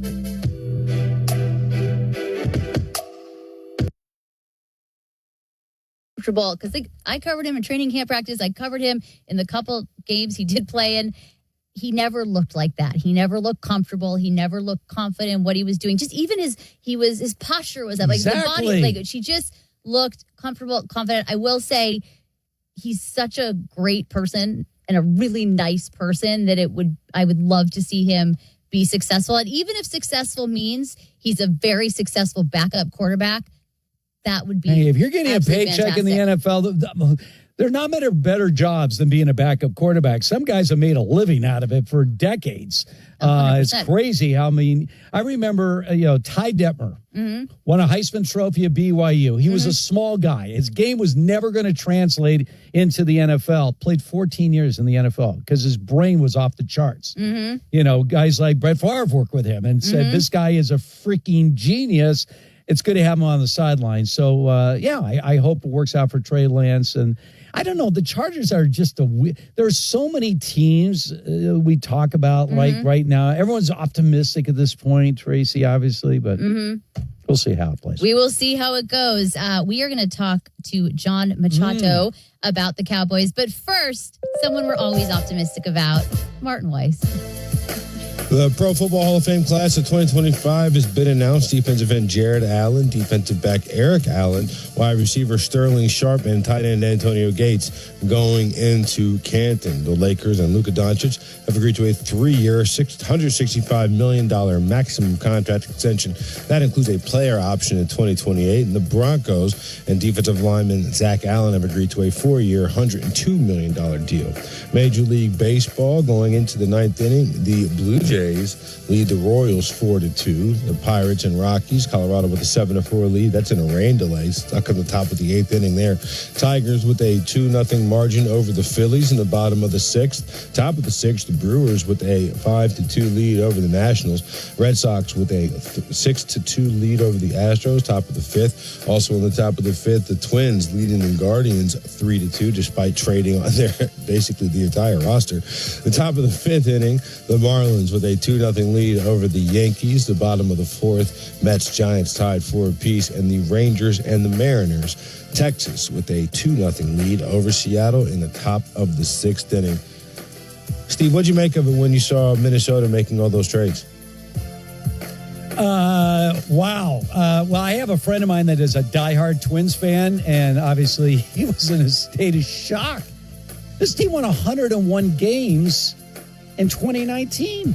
It just shows you the more things change, Yeah, there you go. So, yeah. Very quickly. Back to you guys. At least they admitted they were dumping the season. That's okay. Well, everything's looking good in Minnesota with the new quarterback and JJ McCarthy. You guys know I could talk about Why JJ am I around all these JJ McCarthy fans? You're not the only one, by the way, Tracy. Oh, that's because JJ is amazing. But if you missed any of today's show, you'll want to catch the podcast. Just search Fox Sports Radio wherever you get your podcast. Right after the show, it'll be posted. Be sure to follow the podcast, rate it 5 stars, and you can even provide a review. Again, just search Fox Sports Radio wherever you get your podcast, and you'll find today's full show posted after we get off the air. But first, we are going to bring on our guest, Jon Machota from The Athletic, covering the Cowboys. Jon, it feels like you've had a bit of a week over there. Oh, yeah. No, it's fun times over here. Like, this beat is not for everybody. I'm going to tell you, if you have a family and several kids and things like that, this would not be for you at all. But me, I kind of love it, to be honest with you. I'm sure it gives you so much to talk about. All right, what are the vibes? What is going on over there? If you seen Micah Parsons, did he say goodbye to you? What's been going on? No, yeah, he's out here. He's holding up his end of the bargain and saying that he would still be going to practices, and he was out there today. He didn't really do much. He kind of stood off to the side. But yeah, he's still continuing to do what he said he was going to do. But he didn't talk to reporters when he left the field. But Jerry Jones did for about 15 minutes. So we got Jerry's side of the story today. The vibes are they're pretty interesting because I'll also add in there the pretty good crowd. For especially, it being a Saturday training camp practice. And the most vocal I've heard Cowboys fans in a negative way at training camp. Usually they're really positive because it's a positive time of year and new season starting, but a lot of chants of pay Micah and we want Micah, and signs that said as much as well. And so that is very uncommon for out here this time of year. And being in a contract negotiation with star players is not uncommon for the Cowboys. So you can tell the frustration from fans is about as high as, it's the highest I've ever seen it covering the team in the last 15 years. All right. Well, I'm not going to profess to be any big Jerry Jones fan, but let's think about this for a second. They're coming off a horrific season. They completely went sideways, coming off 3 successful years. And I say that because I was one of those people who really thought this might be the year last year for the Cowboys. And you made, at least temporarily, Dak Prescott the highest paid quarterback in the league, and then he sat 6 games. And all of a sudden you're sitting there with Micah Parsons, and you're going to offer him all this guaranteed money and everything else. But you also have the option of not giving him any deal and just franchise tagging him for a couple of years. So you mentioned that Jerry Jones spoke his piece. What is that update from Jerry Jones? Well, the biggest thing that Jerry had to say is that it really is that he's, it's such a concern for everybody on the outside, but not for him, that this is all part of negotiations and he's used to this type of stuff. The only area on that I'll push back on is that I'm sure players have told him individually that, okay, well, if you don't want to get a contract done, then just trade me. But we've never heard anything like that publicly. So Micah Parsons is the first player that I know of that, especially a star player, they don't usually say they want to leave the Cowboys. I can't even think of a time where it's ever been said where a star player or even any player said that he wants to be traded from the Cowboys. So that's the key thing in here that's so much different than any of these other, in the past, CeeDee Lamb, Dak Prescott, Des Bryant, Ezekiel Elliott, Zach Martin. Like, it's never gotten to that point. But Jerry's trying to say that this is similar to those. So he might feel that way, but I know on the outside, a lot of people are like, this certainly seems like it's souring down and going down a path where these two sides might get uglier. And then what is Micah going to sit out games?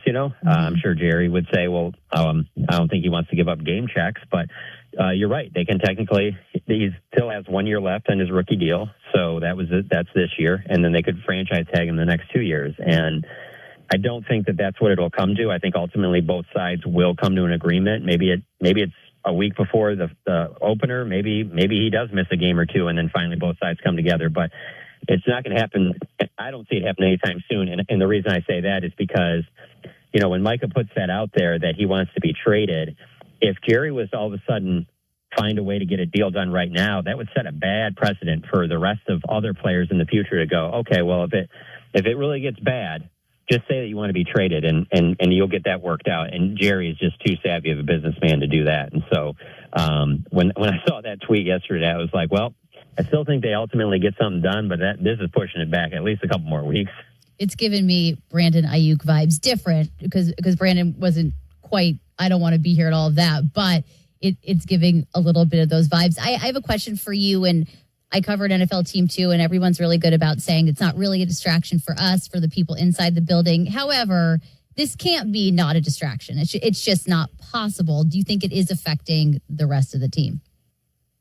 I think it is to a certain extent, very, very, very low extent right now because they're not playing games. And, guys are out here trying to make the team and they're trying to, worry about their own careers. So not so much right now. But if you got into the season and then it turns into, okay, guys are getting asked all the time about it. They're not winning games. The defense isn't playing as well. Obviously, he's their best defensive player. I think that could really change things.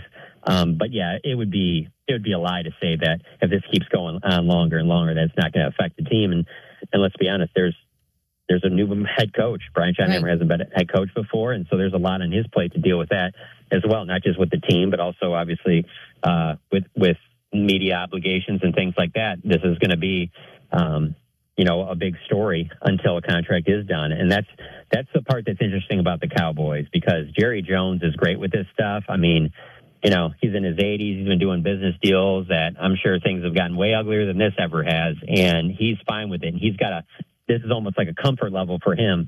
But even though you might be comfortable in this, that doesn't mean everybody else around you is comfortable. And so at some point, I think that it gets to a level to where there's some type of communication. And I think once that communication happens, I think it comes together pretty quickly. But as of today, Jerry Jones still hasn't talked to David Mulugheta, Micah Parsons' agent, and he hasn't talked to Micah Parsons since Micah Parsons requested a trade.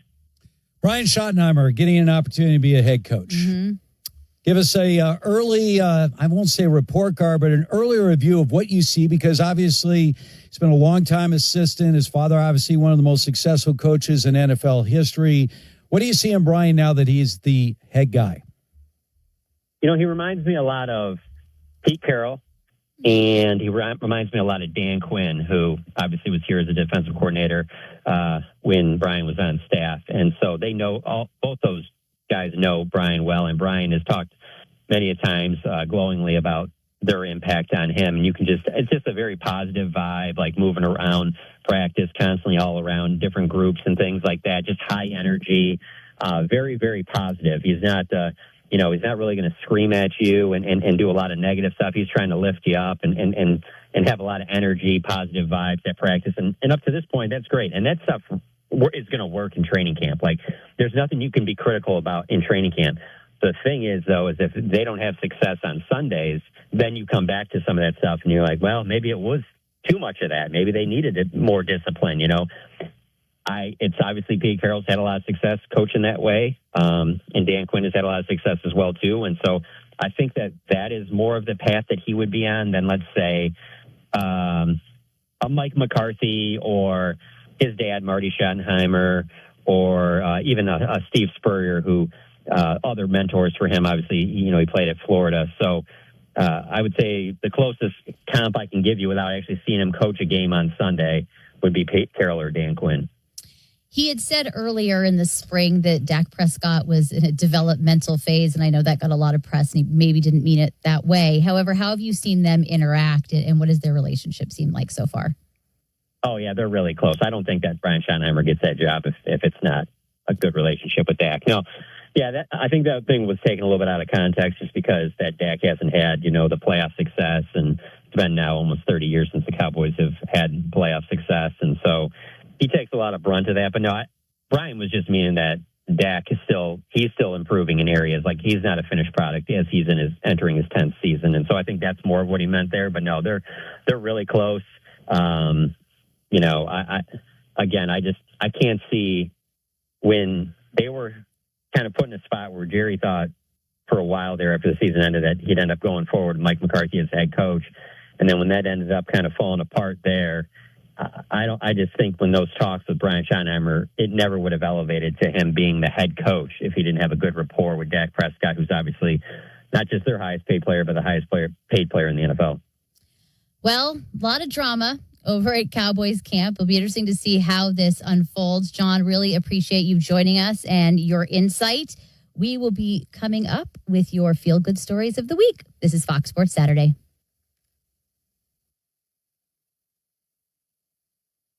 Here we go. Have you asked yourself, why do we do what we do? Here's the thing. I think there's something different. Well, we do it all for you. I love it. I love it, love it, love it. We give you the sports and entertainment you need to get you through your day. You got to be consistent. We do what we do for you. For you. We are here for you. For you. On Fox Sports Radio. Hey, it's Jonas Knox. There's a lot of uncertainty in the world, but one thing's for sure, you need a PC you can rely on. Whether it's for school, gaming, or whatever your next chapter holds, Lenovo.com has the tech to help you succeed. Shop PCs right now at Lenovo.com during their back-to-school sale, where students can save more when they sign up for a Lenovo education account. Free shipping, easy returns, flexible financing. That's Lenovo.com. Lenovo.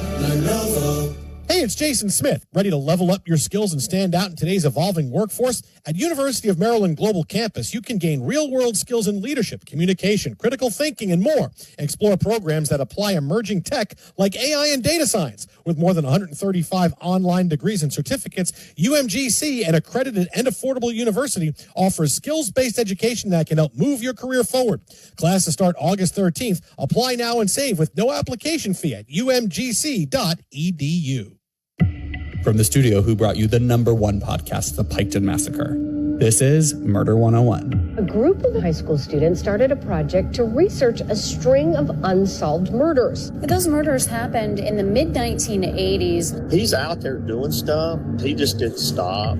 What if this guy's still alive? Like, what if he comes after us? For 3 decades, the mystery remained unsolved. It wasn't just a class assignment, it was real life. These women really deserve justice. They were just living their lives, and they had their whole lives ahead of them. There's a pretty good chance he's still alive. It was a little scary, I'm not going to lie. Once you start getting a few tips or a few leads, then the cold case isn't so cold anymore. What seemed like an ordinary high school class turned out to be anything but. Listen on America's #1 podcast network, iHeart. Open your free iHeart app and listen now. The free iHeart Radio app has over 100 commercial-free stations waiting for you to explore right now, like One Hit Wonders Radio. The greatest one-hit wonders of all time. Ones you definitely remember. And ones that'll make you say, oh yeah. Just open the free iHeartRadio app, search One Hit Wonders, and listen now, commercial free. Free never sounded so good. The free iHeartRadio app has over 100 commercial-free stations waiting for you to explore right now, like Freeform Radio. A unique blend of Americana, classic alternative, and roots rock.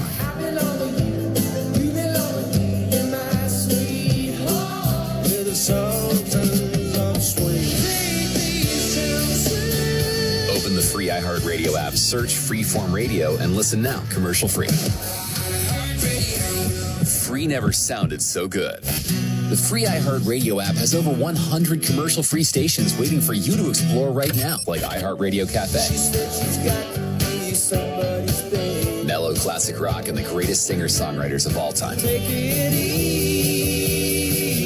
Billy Joel, Carly Simon, James Taylor, Elton John, Carole King, and more. Just open the free iHeartRadio app, search iHeartRadio Cafe, and listen now. Free never sounded so good. The free iHeartRadio app has over 100 commercial-free stations waiting for you to explore right now, like 70s Rock Ride, Pink Floyd, Eagles, Van Halen, Tom Petty, Zeppelin, and more.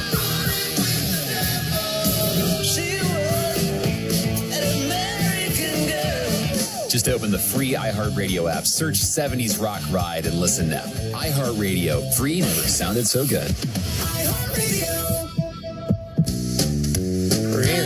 Hey there, I'm Jason Alexander, and this is my dear friend, Peter Tilden. Hey, Jay. By the way, the script says best friend. Yes, it does, Peter.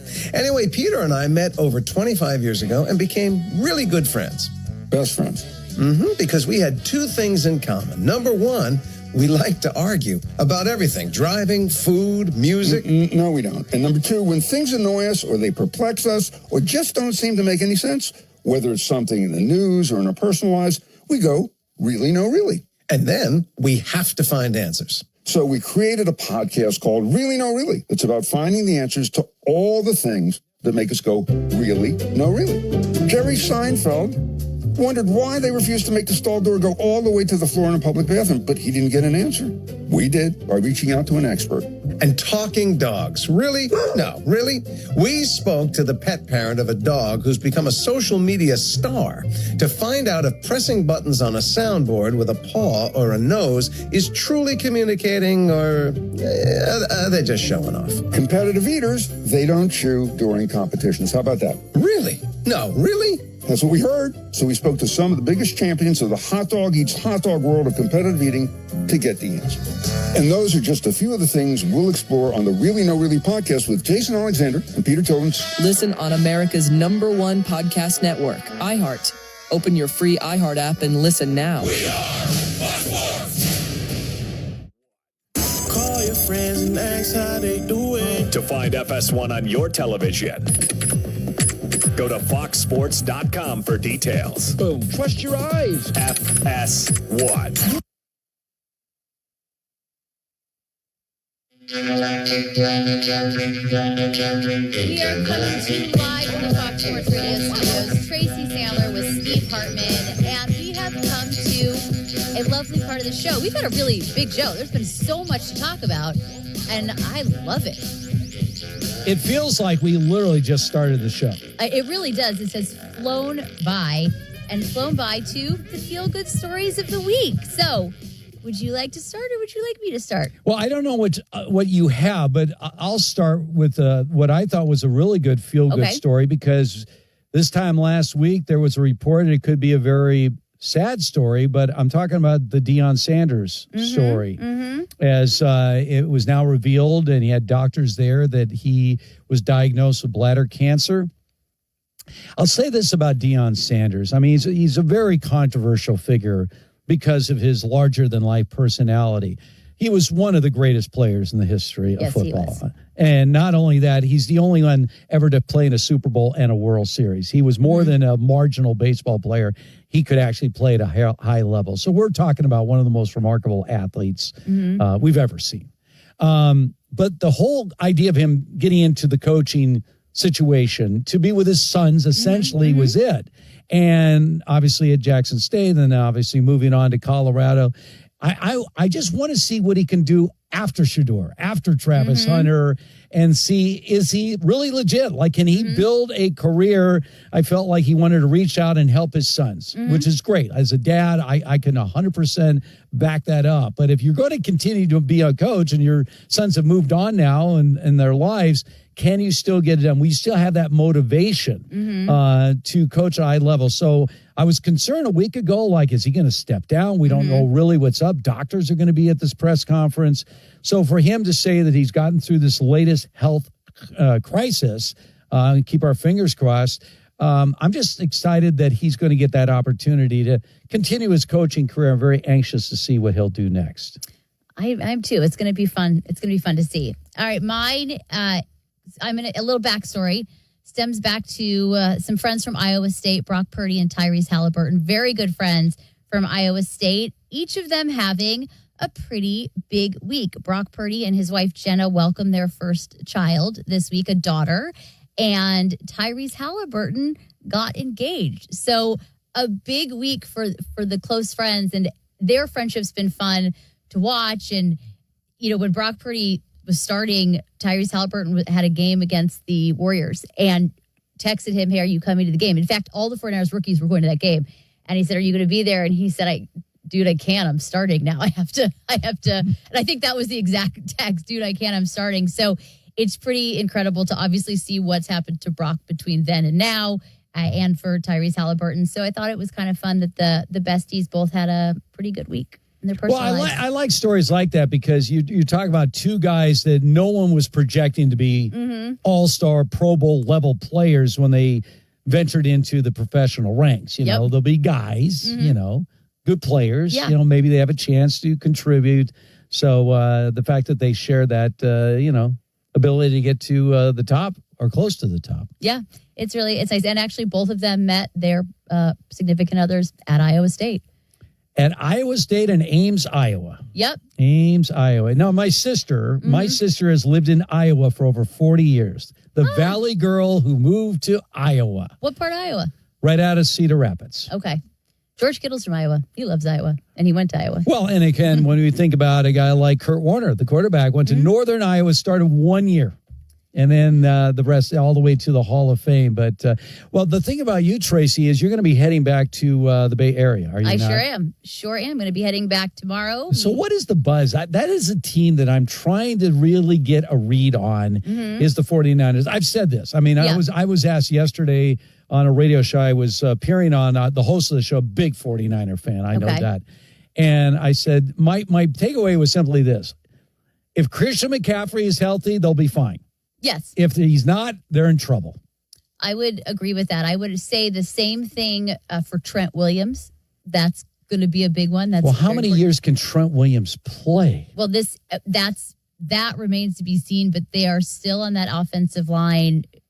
It's basically a Trent Williams injury away from it all being over, similar to Christian McCaffrey. So I think you are correct about that. This is a team that's very young now. They got their core, and they still have a decent part of that core. Kyle Juszczyk said that earlier this week. He's like, we still have a lot of our core, and they do, but they have a lot of young guys on this team and a lot of guys fighting for roster spots, which is good. It's created quite a bit of competition, but they have a lot of question marks. When will Brandon Ayuk be back? Juwan Jennings, who wanted a new deal and reportedly requested a trade, but formally has not. He's injured now. He's dealing with a calf injury. He's re-aggravated. So they have a lot of question marks. I think this team will be better than they were last year. I think they want to follow the Rams model of last year, is that they have this core, and as the season goes on, these young guys get better and better. I will say, Mikael Williams, their first-round draft pick, is tremendous. And in my time covering football, certainly one of the best rookies I've seen. So if he is able to stay healthy and really be who they need him to be, it's going to be tremendous for the defense. He's a heck of a football player. I think Salah's going to bring a lot to the defense. Yes. I don't think that's any question about that. But you need game breakers. You know, Deebo Samuel, for a couple of years, there was that dynamic where teams had to adjust, to figure him out. And that's the missing they're piece. Not, in theory, it's Christian, but they're not. This is not a team that's going to a Super Bowl. But that being said, I've had a really good time with you today. Another great day, Tracy. Absolutely. Coming up next is Jason Fitz and Buck Reesing. We are Fox Sports Saturday.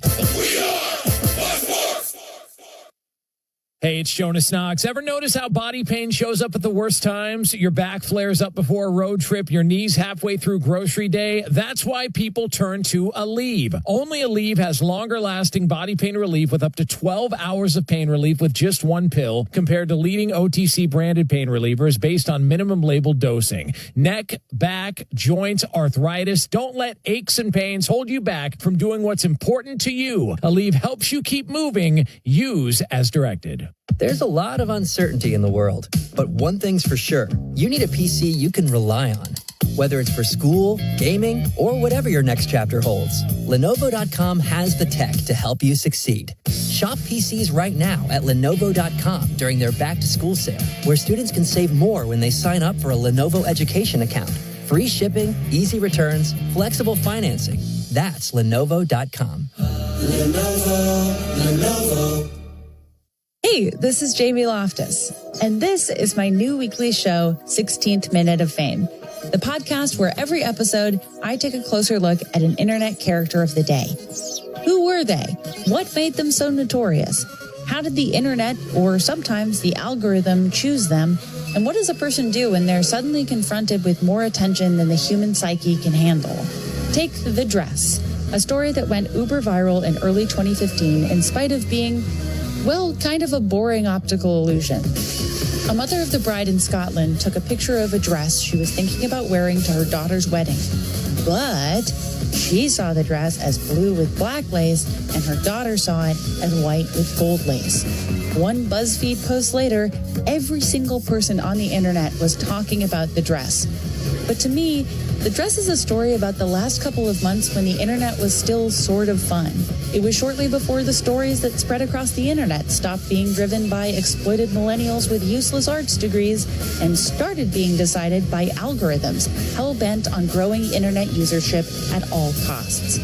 And on a long enough timeline, the story of the dress is one entangled with abuse and media exploitation. Internet history is a tricky thing to be invested in. It feels like every time a bad with business billionaire buys up another platform, history starts being erased. With the team at Cool Zone Media, we're taking these characters' 16th minute of fame to see what their moment meant to them and what it says about us. Listen on America's #1 podcast network, iHeart. Open your free iHeart app and listen now.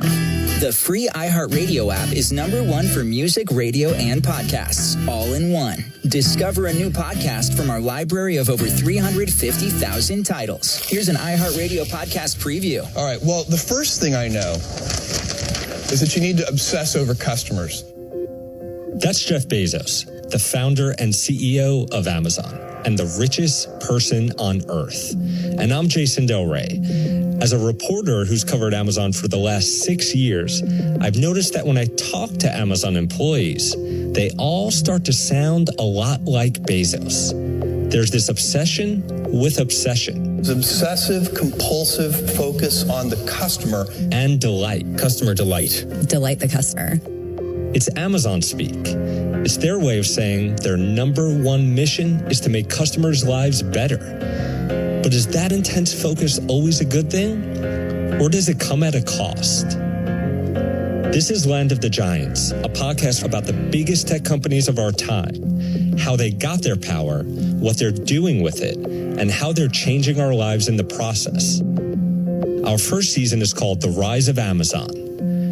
We find out from Amazon executives exactly how much they know about us. So what we find is that customers who watch a movie that they love, they buy more Tide. They just do. We talk to CEOs with strong feelings about the way Amazon does business. It's rope-a-dope. They're playing with you until the time they come in with the knockout punch. And if I were them, oh my God, are they a retailer? They're a data management company. We learn about Amazon's impact on small communities when they move in and when they leave. When they told me they were closing, all I could think of was, oh my God, driving home, I'm thinking, so what am I going to do in January when they close? And we ask the question of our time. Is Amazon too powerful, too big? And we just don't want to be the United States of Amazon. We just really don't. Land of the Giants, The Rise of Amazon. Listen and follow this podcast for free on the iHeartRadio app. #1 for music, radio, and podcasts, all in one. We are Fox